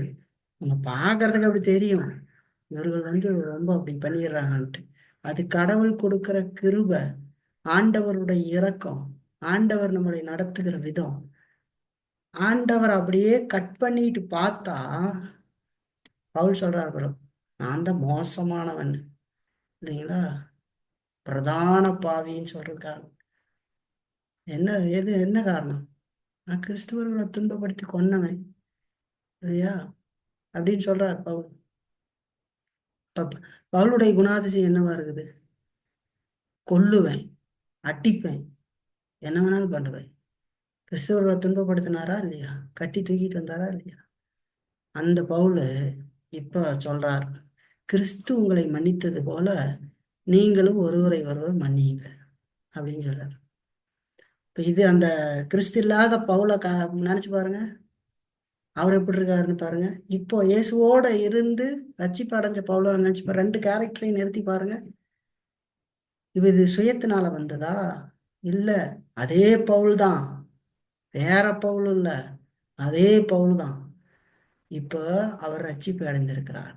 முதல்ல கிறிஸ்து இல்லாமல் இருந்தால் இப்ப கிறிஸ்து இருக்கிறார். முதல்ல பரிசுத்த ஆவியானவர் அவர்ல இல்லை, இப்ப பரிசுத்த ஆவியானவர் இருக்கிறார். முதல்ல பாவம் ஆளுகை செய்து அவரை அடிமைப்படுத்தி இருந்தது, இப்ப பாவத்தின் ஆளுகையிலிருந்து அவர் விடுதலை ஆயிருக்கார். முதல்ல தேவனுக்குரிய எதையுமே அவர் செய்ய முடியாது இருந்தார், இப்போ தேவனுக்குரிய காரியங்களை பரிசுத்தாவின் வல்லமையோடு செய்யக்கூடிய காரியங்களை அவர் கொண்டிருக்கிறார். அதை அவர் பயன்படுத்துகிறார். இல்லைங்களா? அதுதான் வித்தியாசம். வேற என்ன வித்தியாசம்? தானாவே நடந்துருச்சா? பவுல் இப்ப வேற ஒரு அப்படியே டிரான்ஸ்பர்மேஷன் ஆயிடுச்சா? புதிய மனுஷனா, புதிய சரீரம், புதிய கண்ணாம்புலி எல்லாம் வந்துருச்சாப்பா? இல்ல. நீங்க என்ன, நான் ரட்சிக்கப்படுவதற்கு முன்னாடி என்னவா ஒரு மனுஷனா இருந்தனோ அது எல்லாம் அந்த பாவம் அது இருக்கத்தான் செய்யும். இல்லைங்களா? அந்த குணாதிசயம், அந்த ஜென்ம சுபாவம் இருக்குது பாருங்க, அது எல்லா மனிதனுக்குள்ளேயும் அது தொடர்ந்து இருக்கும், ரசிக்கப்பட்டிருந்தாலும் இருக்கும். அதை அடக்கி அமுத்தி ஒடுக்கி நாம யுத்தம் பண்ணி வாழ்ந்து கொண்டு இருக்கிறோம். இல்லைங்களா? அதை நம்ம செய்யணும், போராடணும். இல்லைன்னா அது தலை தூக்குவதற்கு பார்க்கும். நாளாச்சுன்னா தூக்கும். நீங்க இதுல வளரலைன்னா அது தூக்கும். இல்லைங்களா? இல்ல, நான் அப்பழுக்கற்றவனாக வாழுவேன், இப்ப நான் தெய்வ பிள்ளை ஆகிவிட்டேன்னு சொல்றீங்களா? அப்படி சொன்னா வேத அறிவில்லைன்னு அர்த்தம். அது எப்ப வேணாலும் தலை தூக்கும். அதை ஒரே அடி அடிச்சு அமுத்துற வேலையை நான் செய்து கொண்டே இருக்க வேண்டும். இல்லைங்களா? இப்ப நல்லா பாருங்க, இந்த யுத்தத்தை நம்ம ரொம்ப கவனத்தோடு செய்ய வேண்டியது அவசியம். இல்லைங்களா? நம்ம பார்த்த மாதிரி நம்ம விசுவாசத்தின் யுத்தம் செய்கிறோம். அது வேதத்தை விசுவாசிக்கிறதுல இருந்து வர்ற யுத்தமா இருக்கணும். இயேசு கிறிஸ்துவின் மேலும் அவர் செய்து முடித்த மத்தியஸ்த பணியை சார்ந்து வருகிற விசுவாச யுத்தமா இருக்கணும். அதோடு இயேசு கிறிஸ்துனுடைய பிரசனம் அவர் நம்மோடு எப்போதும் இருக்கிறார் என்பது, அவர் உதவி செய்யறதுக்கு தயாரா இருக்கிறார் என்கிற அந்த விசுவாசத்தின் மேலிருந்து வருகிற யுத்தமாக இருக்க வேண்டும். இல்லைங்களா? அப்படியெல்லாம் நம்ம வாழ்க்கையில நம்ம யுத்தம் செய்யல, அல்லது அறகுறையான யுத்தம் செய்கிறோம் அப்படின்னு சொன்னா, நம்ம ரொம்ப கவனத்தோடு ஜெபத்தோடு இருந்து மனம் திரும்பி இந்த விசுவாசத்துல நாம் முன்னேற வேண்டியது அவசியம். இந்த யுத்தத்தை நாம் செய்ய வேண்டியது அவசியம். அப்பதான் தனிப்பட்ட வாழ்க்கையிலும் சரி, குடும்ப வாழ்க்கையிலும் சரி, சபை வாழ்க்கையிலும் சரி, சமுதாய வாழ்க்கையிலும் சரி, ஆண்டவர் சொன்னார் பாருங்க, உப்பாகவும் ஒளியாகவும் இருப்பீர்கள் சரி, அந்த விதத்துல நாம் வாழ முடியும். கோணலும் மாறுபாடுமான இந்த சந்ததியின் மத்தியில குற்றமற்றவர்களாய் இருங்கள் என்று சொன்னார் பாருங்க, அந்த மாதிரி நாம் வாழ முடியும். அப்படி இல்லைன்னு சொன்னா நாம் அந்த விதத்துல வாழ மாட்டோம். ஆகவே இதையெல்லாம் நம்ம நினைச்சு பார்த்து ஆண்டவருடைய உதவியை நாடி நாம் தொடர்ச்சியாக யுத்தம் செய்வோம். கர்த்தர் நம்மை நடத்துவார்.